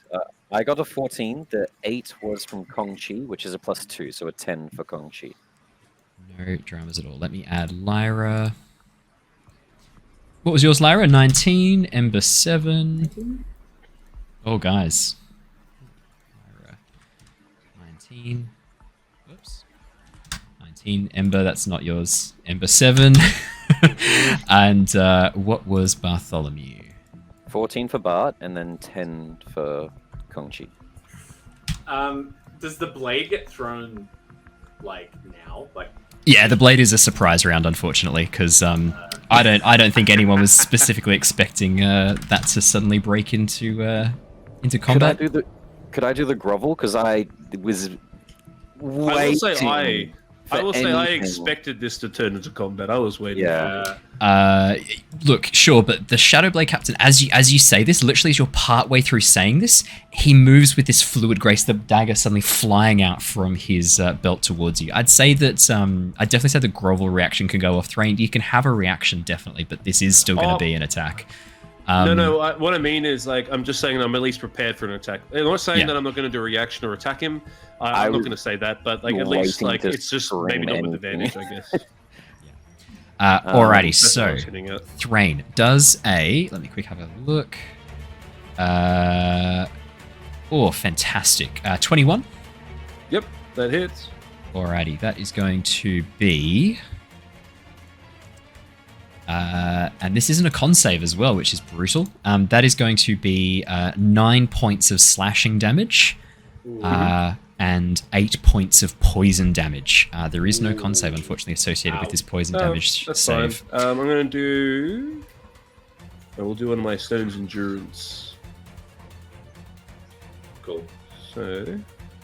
I reduced that by... How much damage was it? That was 9 points of slashing and 7 points of poison damage. So 16. I take 1 damage. I look at him. This is nothing. You're a weak little man. Your head will be off your shoulders soon. Alrighty. He might be surprised. He did 16 damage. I took 1 from that. I'll make as the ice moves almost like and blocks almost all of the dagger, I imagine. Now, is command a charm effect? No, it is not. I don't think. No. Great. I will make a wisdom saving throw. 14. 14 is just Just a a fail. mi- thanks just to a the, fail. charisma 15. paladin.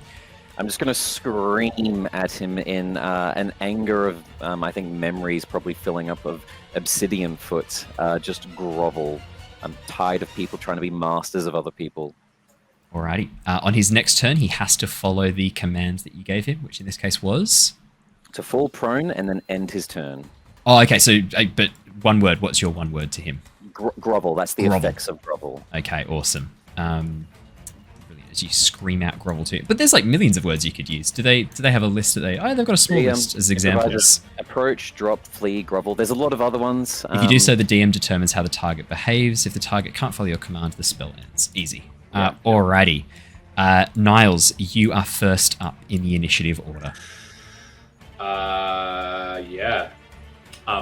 Niles is just gonna fly down to the guy and is just gonna start punching him. Whack him. That's what he Whack does. him. Brilliant. Yeah. That's the official whack him soundtrack. What was that? You scratch a poo or something? Oh, instead of Matt, instead of doing that, can you do hoot but like at the same frequency? It's pretty good. It's pretty good. Yeah. Pretty good. That was Pretty actually good. pretty good. So that's I got 40 feet. I'm just gonna fly down. So that's gonna be 5, 10. I think I can get there. Pretty sure I can get there. Let me just double check. Come on, computer, you can do it. I believe in you. 40 feet. Oh, He's oh, actually over there. yeah, he's down over here now. Oh, that's annoying. Sorry, that's buddy. okay though. No, that's cool. I'm gonna use Step of the Wind. I think I can do that. Where is it?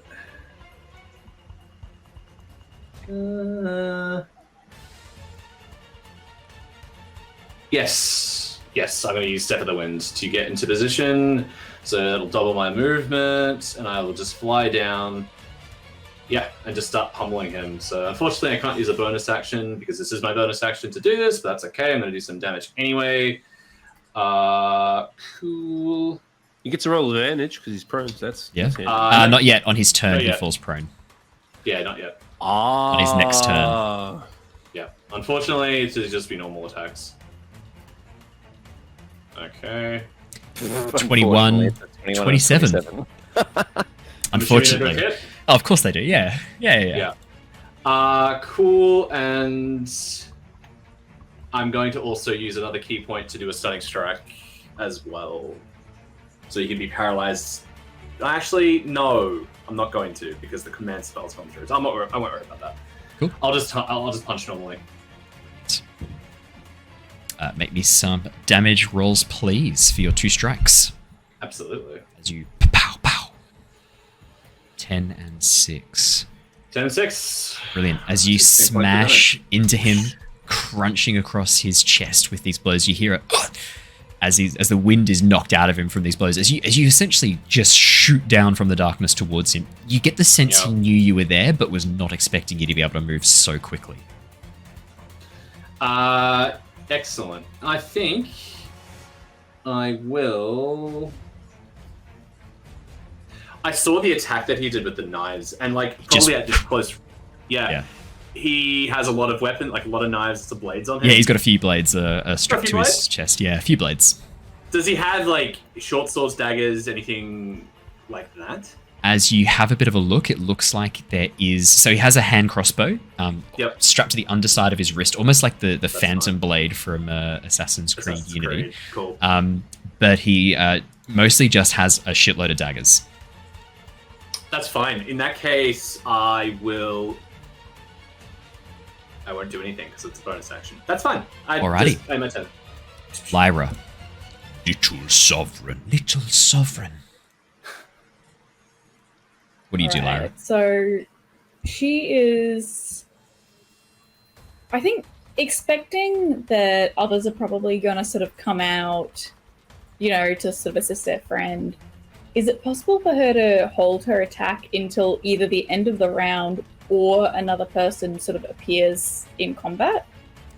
Yeah, so you're sort of going to hold your attack until you see another target appear, correct? Yeah, so she's got, I've got sort of, do I have to announce the spell now? I've never really... Yeah. I mean, it's good for me to know because it helps me sort of determine how things might work. So yes, please. Yeah.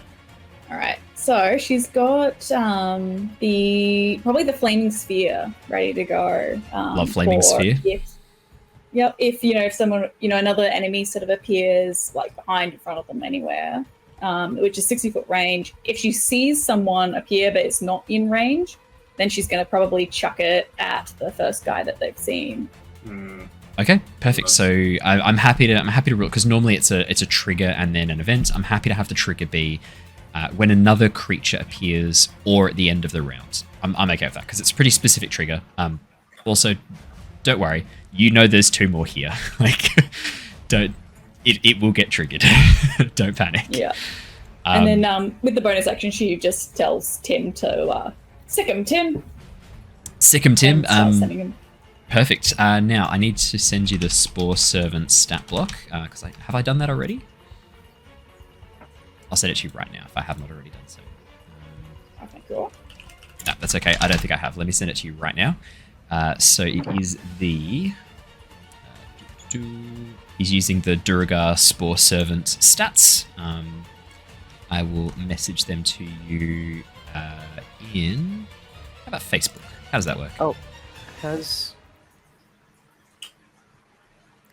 Yeah? do you have, I'm just making sure in case we can't see it, the gnomes in this initiative? The gnomes are waiting for the trigger to activate the globe. So the trigger was if someone comes towards them and attacks them. So I was sort of treating them as like a held action rather than having them be in the initiative, just because they've been given specific instructions to do a certain thing when a certain thing happens. Yeah. Alrighty. Yeah, so if Tim can, she'll get him to sort of dash action towards the one guy that we can see. Yeah, absolutely. Give him a bit of cover if he can. No, 100%. He can move 15 feet, so if he's dashing, he can move 30. 15. 5, 10, 15, 20, 25, 30. He can almost get up to the drow. As he rushes forwards, like fungal spores sort of trailing behind him as he rushes up and positions himself right in front of the Shadowblade captain. Alrighty. Anything else on your turn, Lyra? No, I think she's probably going to stay put, and other than making sure that her shillelagh's still there, no, she's all Brilliant. good. The Shadowblade captain, on his turn, must follow the command. He drops prone, immediately falling to the ground. It's at the start of his turn, is it? The command goes off. Yeah, at the start of his next turn, he must follow the command. Alrighty. He drops to the ground. He then... he can use half his movement to stand up, because it's the start of his turn. So he's going to... falls prone and then ends its turn. Ends its turn. Okay, in that case, he falls prone and ends his turn there. You hear him mutter under his breath a curse in Elvish. Threign, it is your turn. Oh my! So I'm just gonna let out a laugh. Is that all you got? That one? Look at you groveling in front of us. You are weak. Is this honourable, Just going Threign? to Is this honourable, cutting down a person who's just laid down in front of you? Shut up. Is this honourable, Threign? No, it doesn't seem very honourable, does it? So Just saying. all the honourable stuff. Yeah. I've never really played him as super duper honourable. It's only really when it's been in relation to giants. Everyone else he doesn't really care for. Oh, fair enough. So it's like because when he's in for context, when he's in like at the hill giants, very honourable. Did not step out of line at all. This isn't a giant. This is some dirt under dirt. Like this is look. He tried. He's come in. He is like threatened his friend's lives. He has A fellow no giant as well. care. He threatened Ember. He did. He has no care for the Shadowblade captain. So Right. I'm going to expand in size, and I'm going to bound forth to bet here. Brilliant.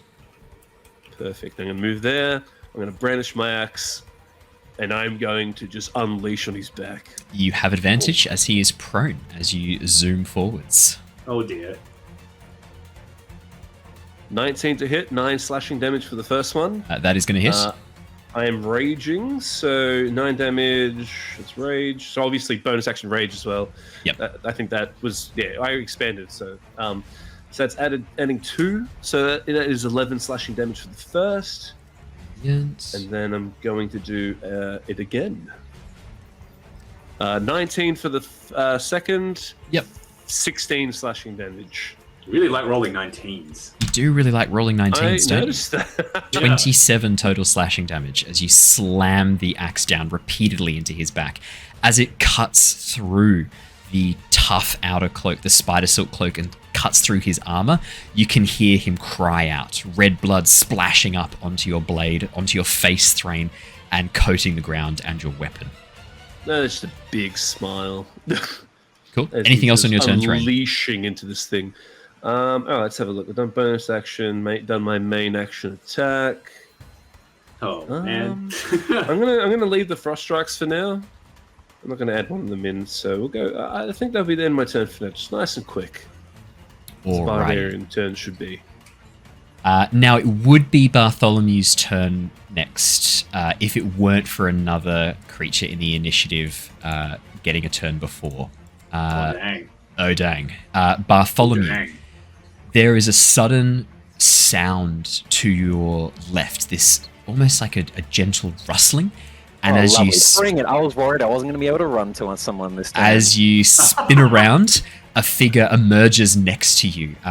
Another drow, this one with the hood and cloak up, a mask across their lower face, hiding them from view.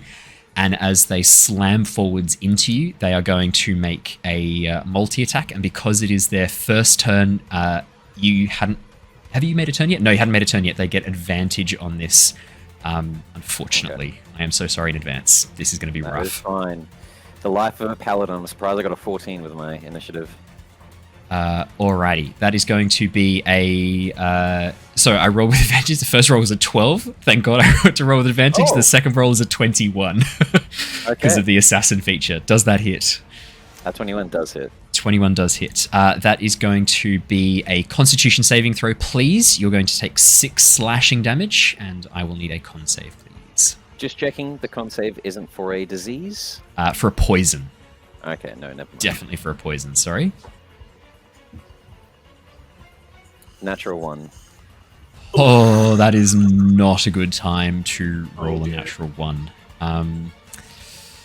Okay, let me just pull this open. That is going to be 24 points of poison damage. That is so bad.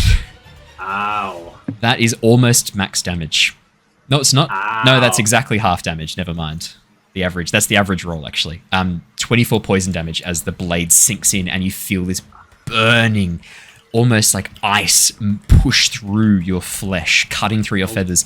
The feathers around where this blade has hit, you can see the feathers immediately bubbling and almost melting away. Lyra, yes, your held action does go off as this creature suddenly appears. It's just that the creature appears and stabs him. You could save him in some way. No, because it was invisible when it appeared. So like it appears as it stabs him. So the invisibility is dropped when it attacks. So you would get your held action going off after the attack. Before it makes its second attack, because that was only its first. Lyra, where would you like your flaming sphere?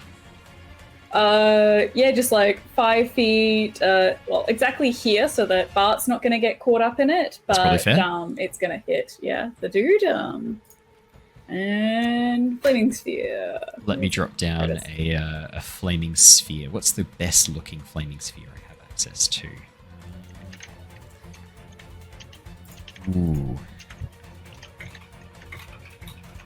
None of these are that exciting. Let's try just see if any of these look really nice. I want to try and find like a really nice looking one. Do you want to roll the attack for the flame sphere? Oh no, it's a dex save. I will make a dex save. Just in case it affects anything as well, for the drow, does this thing create light, this flaming sphere? That is a good question. Does it shed light? It would logically shed light. The question is how much light. Because some things are just an aura, some of them specify. Yeah. I don't think it mentions... shedding 20 feet of bright light, 20 further feet of dim light, so 40 feet of light. Absolutely, yes. Nice. Alrighty, I'll mark that on here so that we can see that aura really clearly, because that is very, very important for me. So, 20-foot bright light.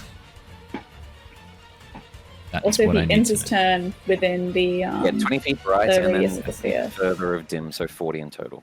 Perfect. I only need to know about the 20-foot bright, actually. Dim's not a problem. Okay. Alrighty, as you summon this flaming sphere next to the drow, this sudden bright light appears in the space as this enormous burning sphere suddenly appears next to it.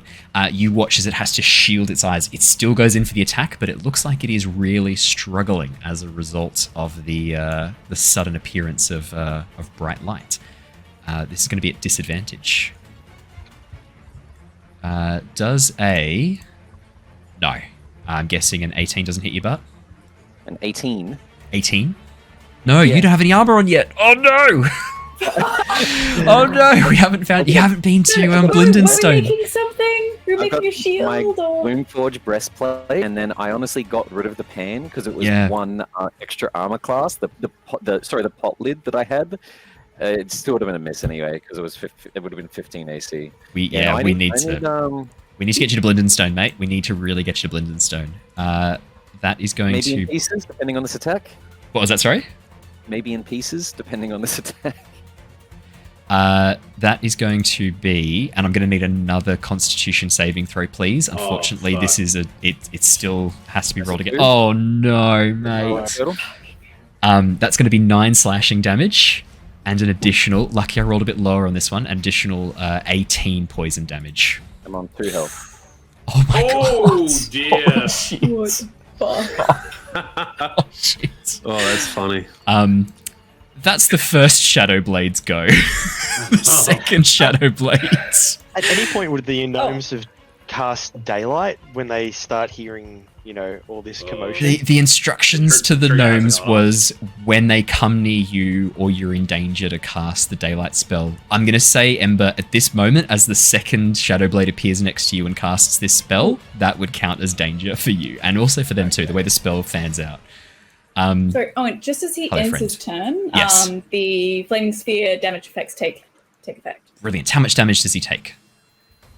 7. 7 damage. Something. 7 fire damage. Actually, can you please roll me an additional d4?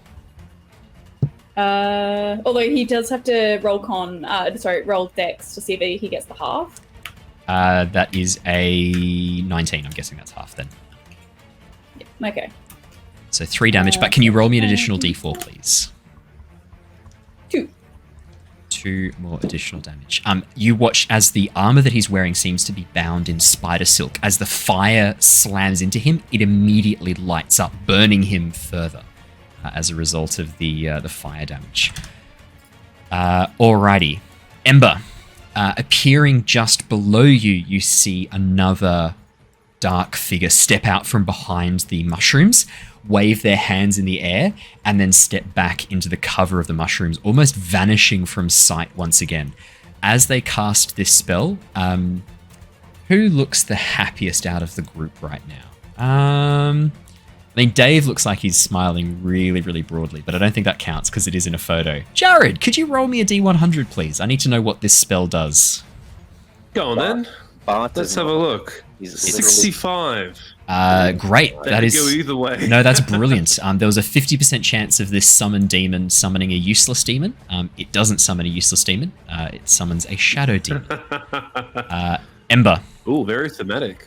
Very thematic. Ember, as there is this sudden waving of hands, you can hear the drow muttering under his breath, appearing right next to you, emerging from the darkness itself. This almost like collection of boiling shadows appears suddenly, rising up, these dark wings emerging from the shadows underneath your feet. I will roll a... I'll leave this Shadowblade on the map just so we can still see their initiative position, but at the moment you can't really see them. I'll just quickly zoom through to where we were before. That is the end of the mage's go as the Shadow Demon appears. It doesn't get its go until the next initiative. Bartholomew, it is your turn. Oh man. Oh man. Oh, what are you doing, buddy? Yeah. Aggressive or defensive? What do we think, gang?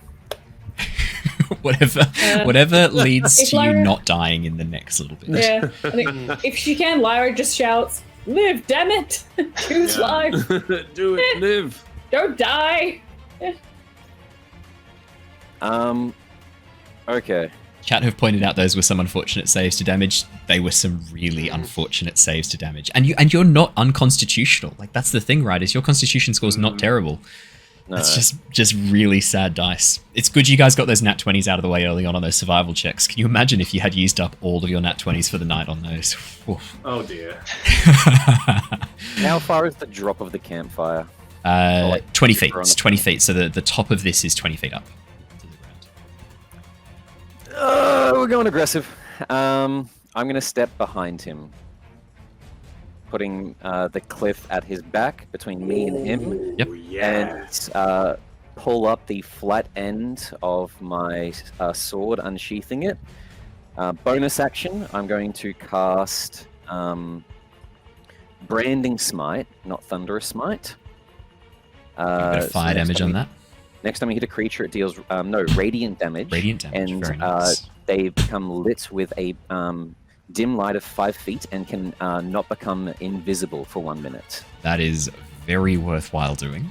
So that'll start concentrating on the blade, and then do I get any sort of advantage with the light of the sphere? Just like they had disadvantage on the attack? No advantage against them to hit them, but they have disadvantage on strikes because it's not like they... So obviously the light makes it very hard for them to attack, but the light doesn't make them easier to hit.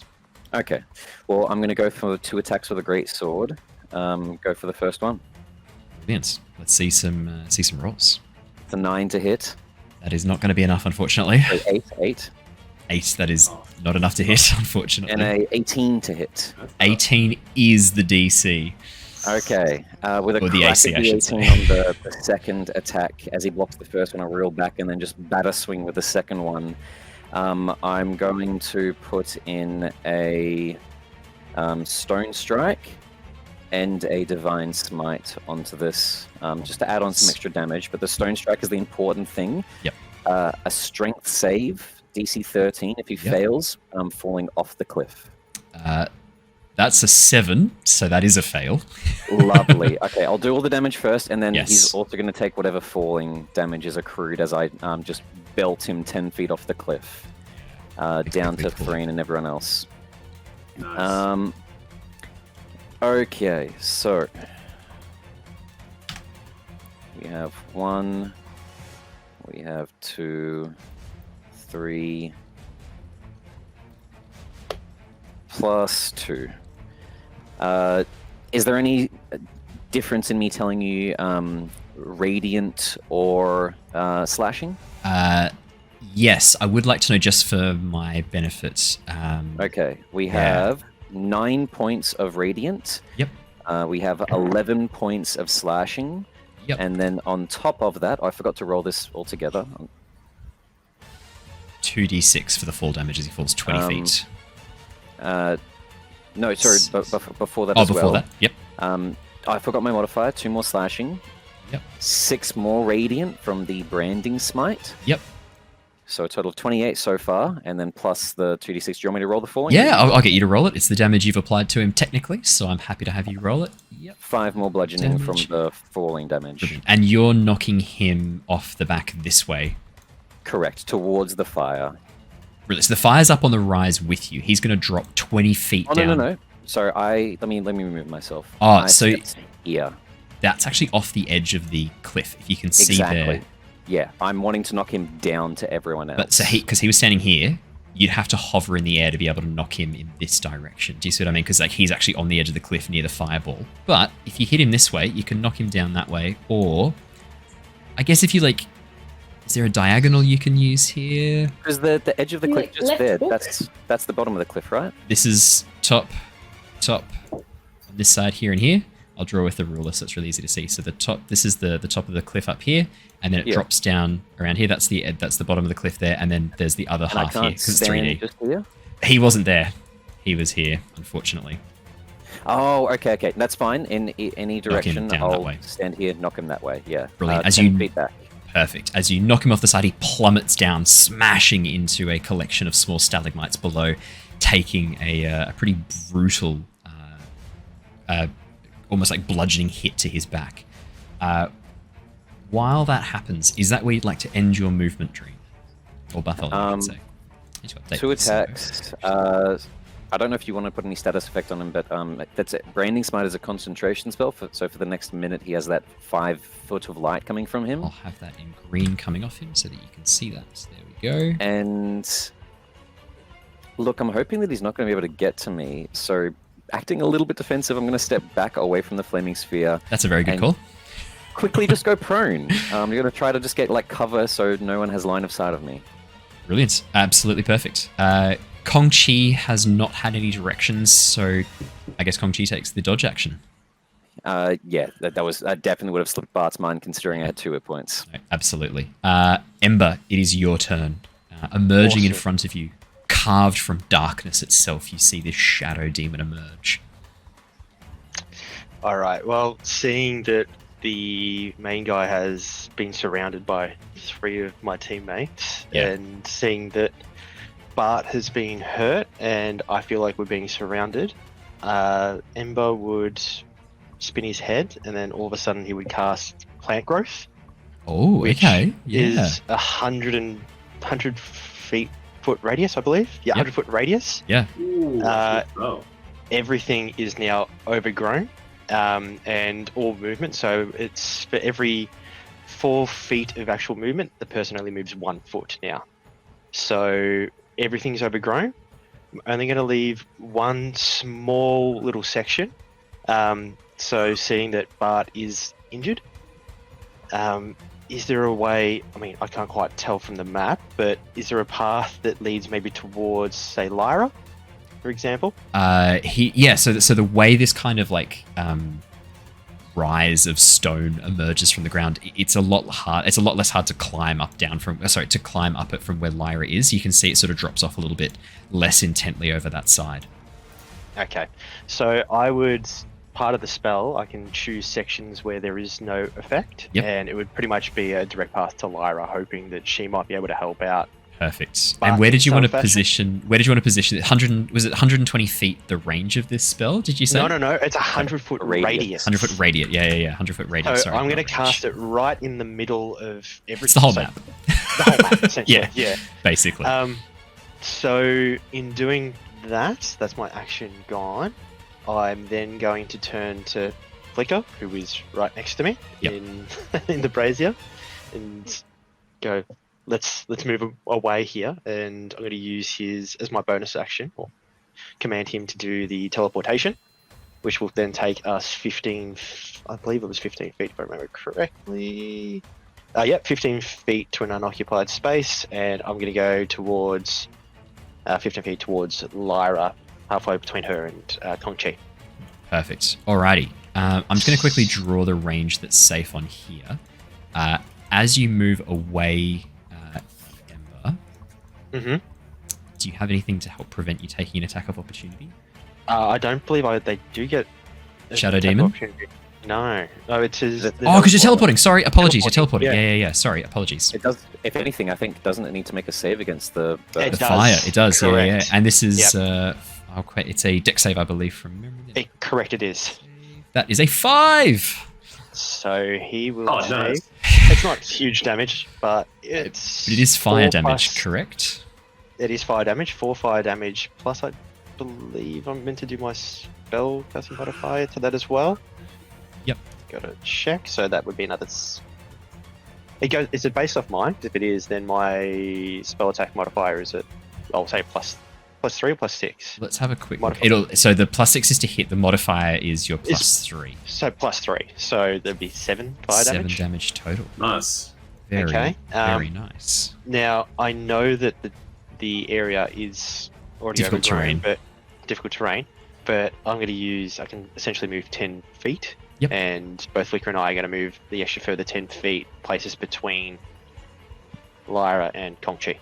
Perfect. As you rush over to the edge of the mushroom grove here, the gnomes look up at you. You can see Gobbledy holding the globe, and he looks towards you and goes, "Now, lads, you want me to cast it now?" Now, daylight. Perfect. End of your turn. End of my turn. The gnomes rush forwards. You watch as Gobbledy rushes out next to you, holds up the drift globe, whispers the command word, and throws it up into the air. For a moment, the drift globe just sort of rises up and then slowly begins to fall, almost moving under its own sense of gravity. And there's this pause where it doesn't look like there's going to be any real effect. And then suddenly, bright light bursts forth from it. You watch as a 60-foot radius of light suddenly burns into existence. This bright, almost sunlight. You watch as all of the drow immediately cover their eyes, looking away. Ember, where would you have liked that sunlight spell to be positioned? I'll position it wherever you want to.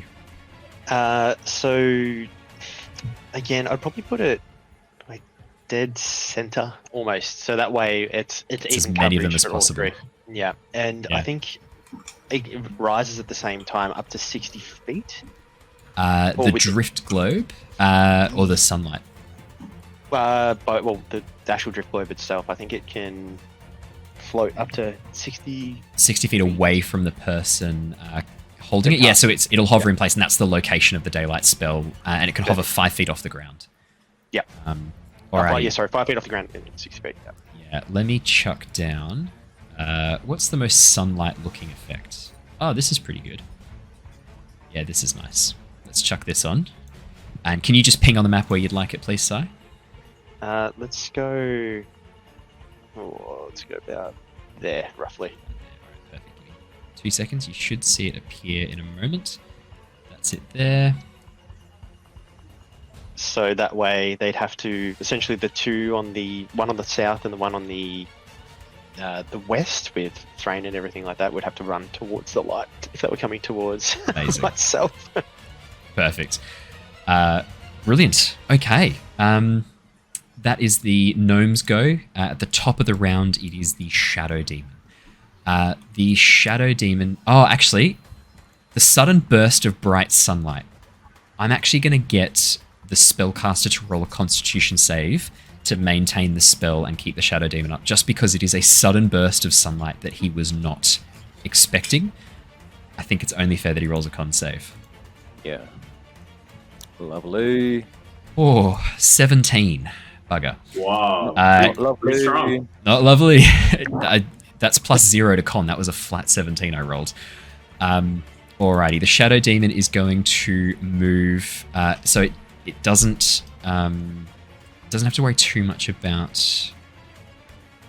While in bright light, the demon has disadvantage on attack rolls as well as on wisdom checks that are within sight. Brilliant. Oh, heck The shadow demon is going this to is move clutch. 5, 10, 15, 20, 25, 30 as it just slides over the difficult terrain. Sorry, Si. Oh, can it?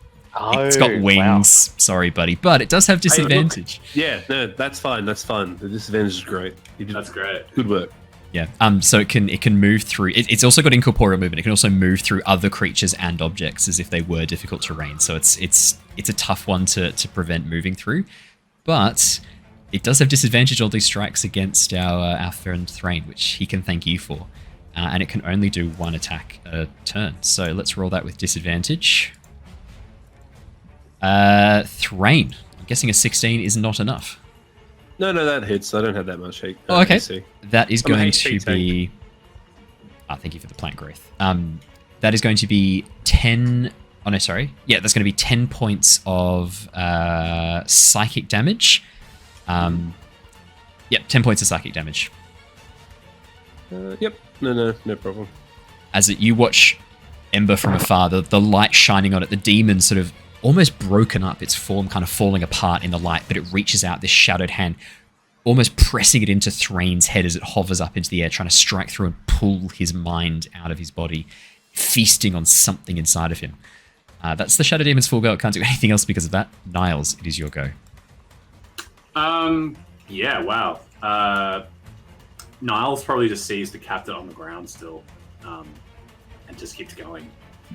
It'd be rude to know. Yeah. Yeah, he's just gonna do what he's gonna do. Gonna do what he's gonna do. He's gonna do what he's gonna do. That turn to try to get that stunning strike as well. 'cause That he's is about to correct. get a- I will use the stunning strike if I hit. If you stun lock this captain, he doesn't get a single turn apart from that first Yeah, dagger. I mean, that's kind of the plan, but anyway, let's see how we Gonna go. be very Exactly. disappointed. Gonna be very, very This is disappointed. Monk 101. Monk 101, baby. 13 doesn't hit, but a 24 definitely does. Yep. Well, that's a advantage just for that first attack, isn't it? Not That's correct. He's prone not two still. separate attacks. Yeah. No, I know, but I'm like, that's a 13 wouldn't hit, but a yeah. 24 definitely does. 20's a good start. Natural 20. It's a natural 20. Ah, Nice. Yes. elbow drop his neck. Here we go. I think Oh, this is that's going to be rough. Niles, would you like to So- roll damage first, and then we'll do your nat 20 roll? Yeah, so that's. I'll just do the roll for the first one. Yep. Which is going Does to he be. just like auto fail the stunning strike? Just So it's gonna be But it's going to be rough. I'm sure I 7. would love that. 7 points of bludgeoning damage. You just punch him in the back of the head as he goes to sort of start standing up. The command starting to wear off. Niles, you just look down and just bang on the back of his skull. His head Yeah. smashes into the ground. He goes to get up again, and that's when you hit him with the nat 20. Yeah, so that's going to be whatever this is. So it's plus a full 6 because you get the so full dice 13. roll. So 13 Yep. points of damage. You just this time use your kick, slamming him down again with your clawed owl talons just slamming him down into the ground once again. Yeah. I'm gonna use a key point. I might as well use it here to stunning strike as well. Absolutely. Niles turns into the BBEG, just holding him down with his foot by the throat. Well, but like I love the stunning strike almost being like a pressure point with the claws. You get like one of the claws right next to his carotid artery, and it's stunning strike of him being like, I'm not gonna move. Yeah, I imagine with the monk screening, it's almost like an acupuncture point that he would know. So he's striking this pressure point to cause this paralysis. Oh, this is brutal. Yeah, you have to roll a con save. I will roll a con save. This is not his area of expertise. Oh, 15? Passes. No. Oh, well, there we go. It can be based on multiple attacks, though, can't it? So you could also put it on the second one? Spend another key point. Key points? Yeah. Spend another key point. If I want to burn through all my key points, yeah, why not? Let's do it again. Yeah, I'll make another con save. Key points on the short rest? You don't have to. I know that you can. No, it's a good point. We may as well. Yeah, I can do it. I'll make another con save. 14? It still passes. No! I'm so sorry. What's the DC, Matt? Is it 14? It's a 13. Oh, no. I'm so sorry, Matt. Right. Oh, well, these things happen. That's cool. I will use another key point to do flurry of blows and keep going. Yes! Cool. Alright. Fucking let's go. You could also key point these into stunning strikes too. Yeah. 11 doesn't hit, 18 does. Oh no, but yeah, it's with advantage. 18 hits. Natural 1 doesn't, but 19 does. 2 hits. With that foot on his head, just smashing his head to the ground. You know the digger owl. I can't remember the name of it, but it's like a species of owl that like digs and burrows, and the way they kick their feet really, really rapidly when they're digging. I kind of imagine Niles doing that right now, just like flying up into the air and then kicking down rapidly. Yeah, basically. 8 points of bludgeoning, followed by 11 points of bludgeoning, 19 points of bludgeoning damage. Fuck me. Niles, anything else on your turn? Can I use my final key point to stunning strike on the last hit, please? Yes, of course you can. Of course you can. Of course you can. Why not?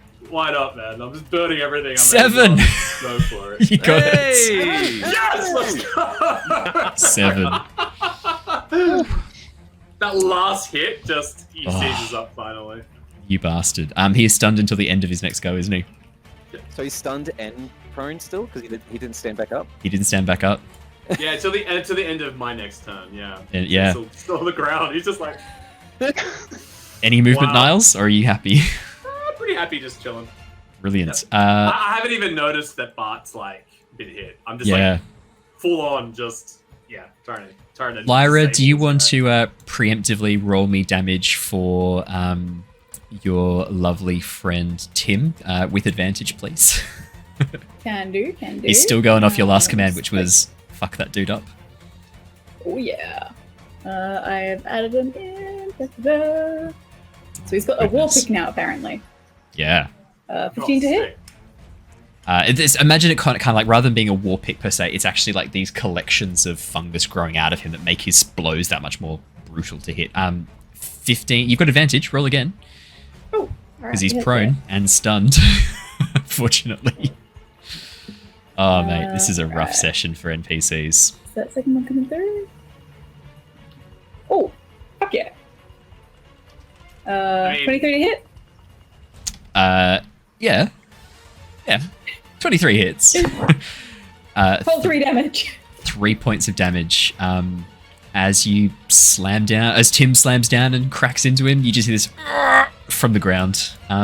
Lyra, it is still your turn. Alright. Alright, so what she's going to do is she's going to want to position herself between that close Drow and Dream. Yep. It's about 25 feet there.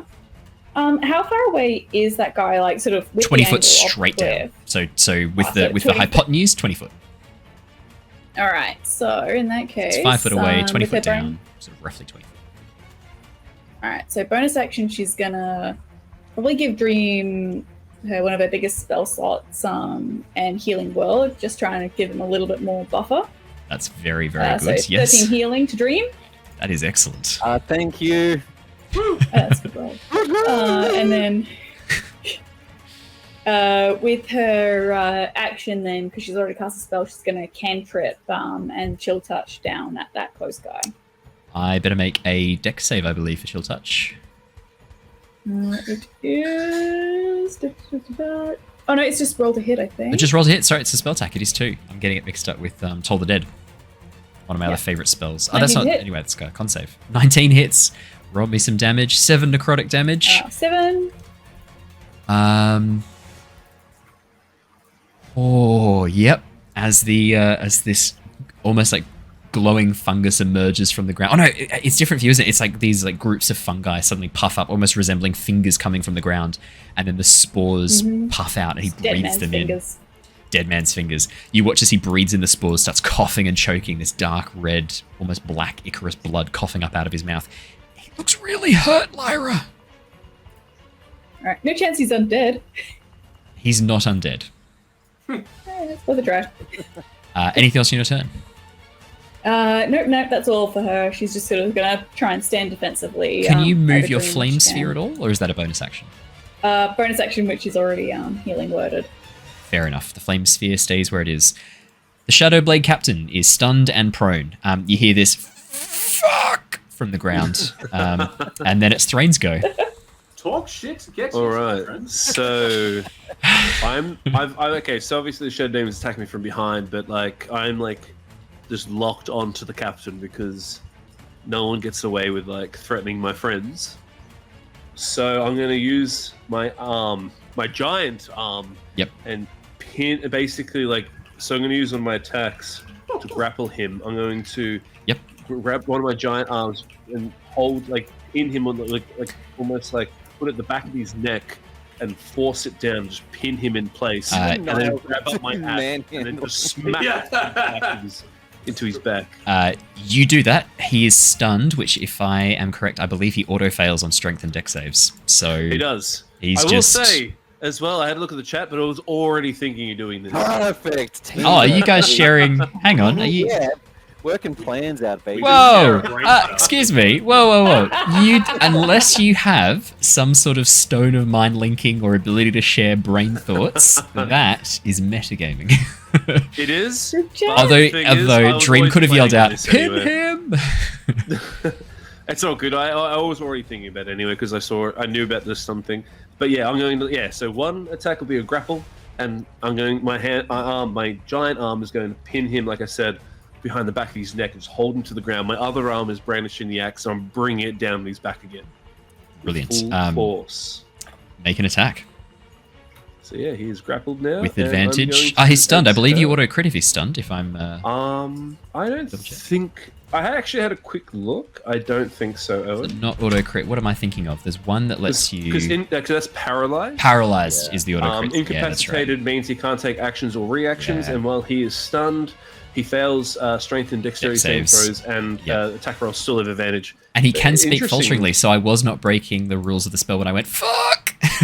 No. But yeah, make an attack with advantage, please. Natural 1, but luckily it's balanced out by an 18. We'll always take the first damage, which is 11 slashing damage. Anything else added to that Threign?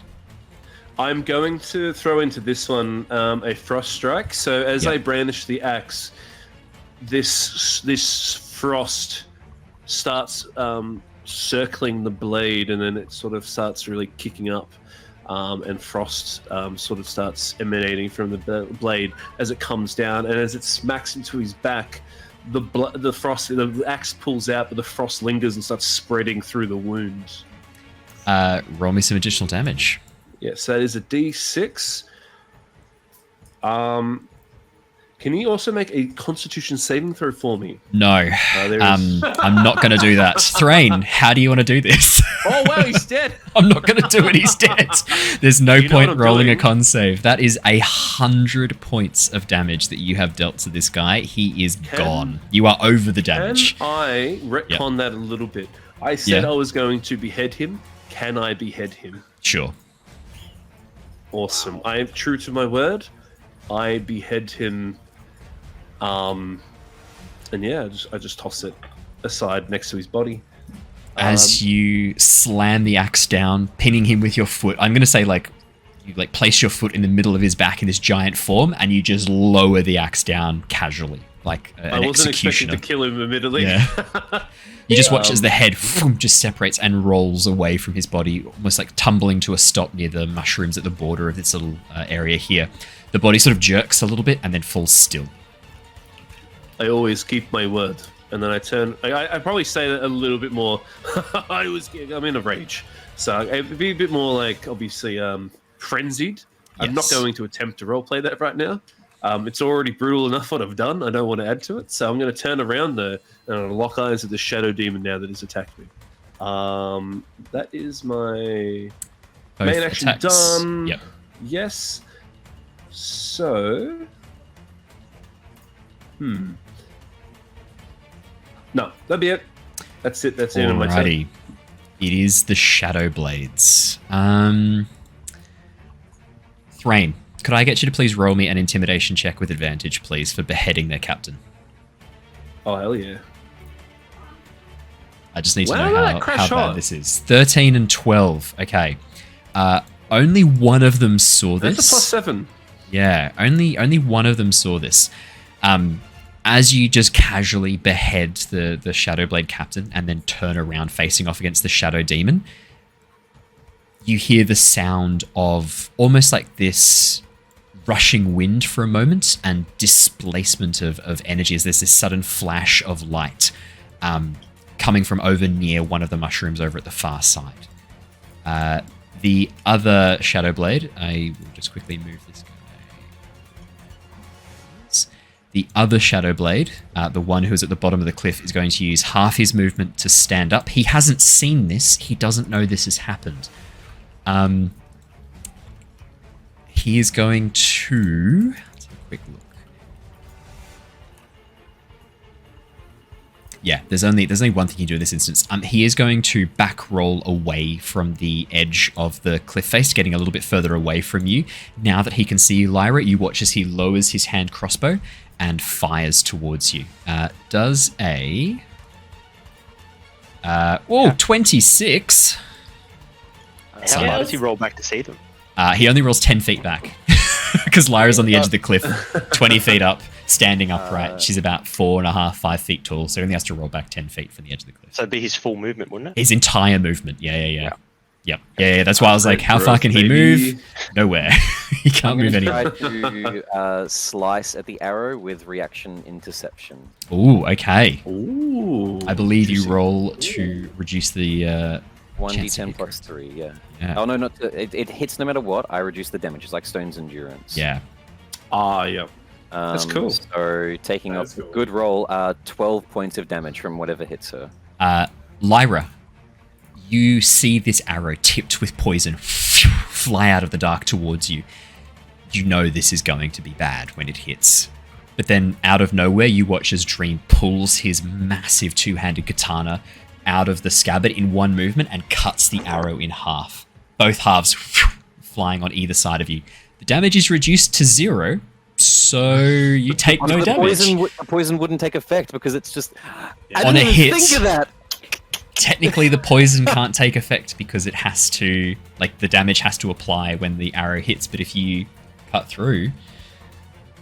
That's it. Thank you, That's sick. DM. That's all right. It's logical if you're reducing the piercing damage to 0, then how can the poison get into the bloodstream? It's Makes just sense. it's just logical. I was like, is there any way around this? No, it's the only A scientific little bit rational. splashes in the mouth. Yeah, that one.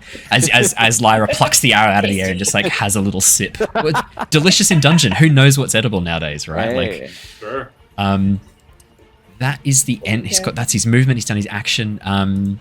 He is going to bonus action Misty Step 30 feet away from there. 5, 10, 15, 20, 25, 30. He's going to Misty Step into the mushroom forest over on the side, appearing almost on top of the Svirfnibelin who are hiding there, who go, oh, fuck!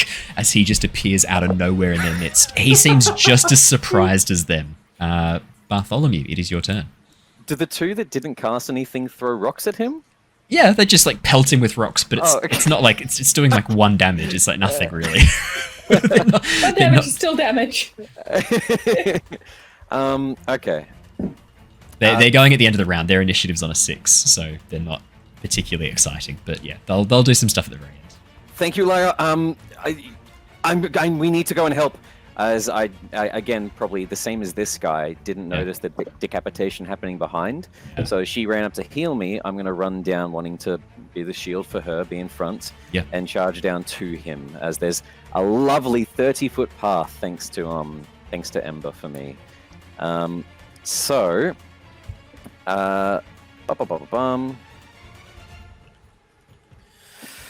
excited. Ready. Bonus action, Thunderous Smite this time. First attack coming in for a hit. Ready. I'm so prepared. For a 9 missing, and then the second swing back up for it. It's always goes like this. A 17 though. I think that's a miss. 17 is going to hit. Oh, okay. 17 is enough. Okay, in that case, we're going to put another Stone Strike on. So can I get 2 strength saves? A 13 for the first save, a 15 for the second save. Yeah, absolutely. So the reason why it didn't hit before was so he had an 18 armor class before the Spider Silk was burned away by Lyra. That lowered his AC by 1. Okay. So the Spider Silk was giving him a bit of a bonus to AC. The cloak that he's wearing, but Lyra set that on fire. It's gone. The first... That's good information though to fight these guys. First... Very quick question. I'm so sorry to butt in, Owen. I just want to... Go for it. Has anyone ever... So... Your Stone Strike, how does that look? Oh, okay. So I hadn't really ever gone into it too much. Yeah. The very first time I used it, I mentioned like a faint glow from the rock, but that was all I really had gone into it because there's definitely a flash of light from the gemstone every time you activate this. Definitely. Maybe not bright, but... and Christian don't super understand how it all works at the moment, as we haven't experienced too much to do with it. But it's always been bludgeoning the flat end of the blade rather than a slice. So I'm going to do the same as I come down, a glow from it, and I guess if Threign is paying attention, maybe almost magnetized little bits of rock attached to the what is a katana longsword, turning it into a bit more of like one of those sumo like clubs instead. Cool. Because I would say that because as I've turned around, done what I've done, and I'm looking at the Shadow Demon, I probably would have a quick glance over the battlefield, seeing all my friends, seeing how they're faring. It's an interesting thing that you bring up because you talked about obviously being enslaved by the Stone Giants, and now you're sort of using magic that's sort of akin to the Stone Giants. That's something for later on just to talk for note, about. yeah. For note, yeah, exactly. Sorry, Bartholomew probably doesn't even notice, but as this more samurai, large, I forget the name of them. They're those It's like clubs. Kanabo? I think so. Yeah. Cracks into. Oh no, maybe no Dachi, whatever it's called, or whatever they're called. I think that's the second one as well. Yeah. Dachi's a big sword. Yeah. Yeah, it's a big sword. It is a big sword. What was the save for the 13? 6. Okay, so 10 feet back from that one, and then the second one, 15. Strength save 8. So 20 feet back is what he'll fly. I think that collides him into the wall. Slams him into the wall. Could you roll me a d6, please? I'll add that on top of all the damage, and in total we have +2, 36 points of damage. How do you want to do this? Wow. We're going to do a repeat of Tim. Not as a sort of like breaking the sound barrier, but just cracking him through. And rather than the impact of killing him against the wall, I think I'd probably smash him through one of the Zirkwood trees of this small little mushroom forest just here. As the trees and wood splintering as his body hits the wall behind. As the wood splinters, part of it pierces through his chest, and you hear this grunt of pain as he looks down before his body slams into the stone wall behind the edge of the cave wall. Can I? Yeah. If we're going out of combat, as long as that's done, Bartholomew's first thought is they're not getting away with death this easily. I want to rush and try to use like 1 point of lay on hands while screaming at someone to hold this guy down. I'm not sure if he's just instant dead. So I just wanted to leave you with that info. Yeah, we'll save that for the beginning of the next episode because that is the beginning of a very, very large conversation. So I think we'll keep that for there. I reckon in that case then what we'll do, we'll wrap up there. I reckon that's a really good place to wrap up. Plus, we are perfectly over time. So thank you so much, everybody, for joining us. I will bring us back to the lovely webcam view. Thank you, everybody. We have had an awesome time tonight. Thank you for joining us for more Return of the Giants. We will be back very, very soon for more D&D, but tomorrow night, come and join us, the people who are playing Avatar Legends with me, most of the Avatar cast, as we do a bit of a post-ep discussion of the Netflix Avatar series. But until then, everybody, stay safe. When's that, when's that come out, Owen? Does that come out tomorrow? Tomorrow. Ooh, 6 p.m. nice. Brisbane time, 7 p.m. Sydney time. Yeah, so it'll be fantastic. And we will do a lovely Twitch raid as we normally do. Who do we have playing some D&D? Doesn't look like any of our normal lovely D&D players are playing D&D. I take that back. Meeples and Dragons are playing D&D. We are definitely going to go and raid Meeples and Dragons. Looks like it's some world building tonight, so we will definitely go and raid them. Oh, Saz, they're lovely. Yeah. They're absolutely wonderful people. I hang out with the Meeples and Dragons team a little bit, especially Josh the Pirate. I think Saz is actually going to be joining us on one of the live stage sessions with you. Fantastic. I'm looking forward to that. That's going to be awesome. Let me load up the raid. That raid is loaded up. Brilliant. Everybody, thank you so much. We will see you all again really soon. But until then, stay safe, stay well, and see you guys next time. Goodbye. Toot toot. Bye.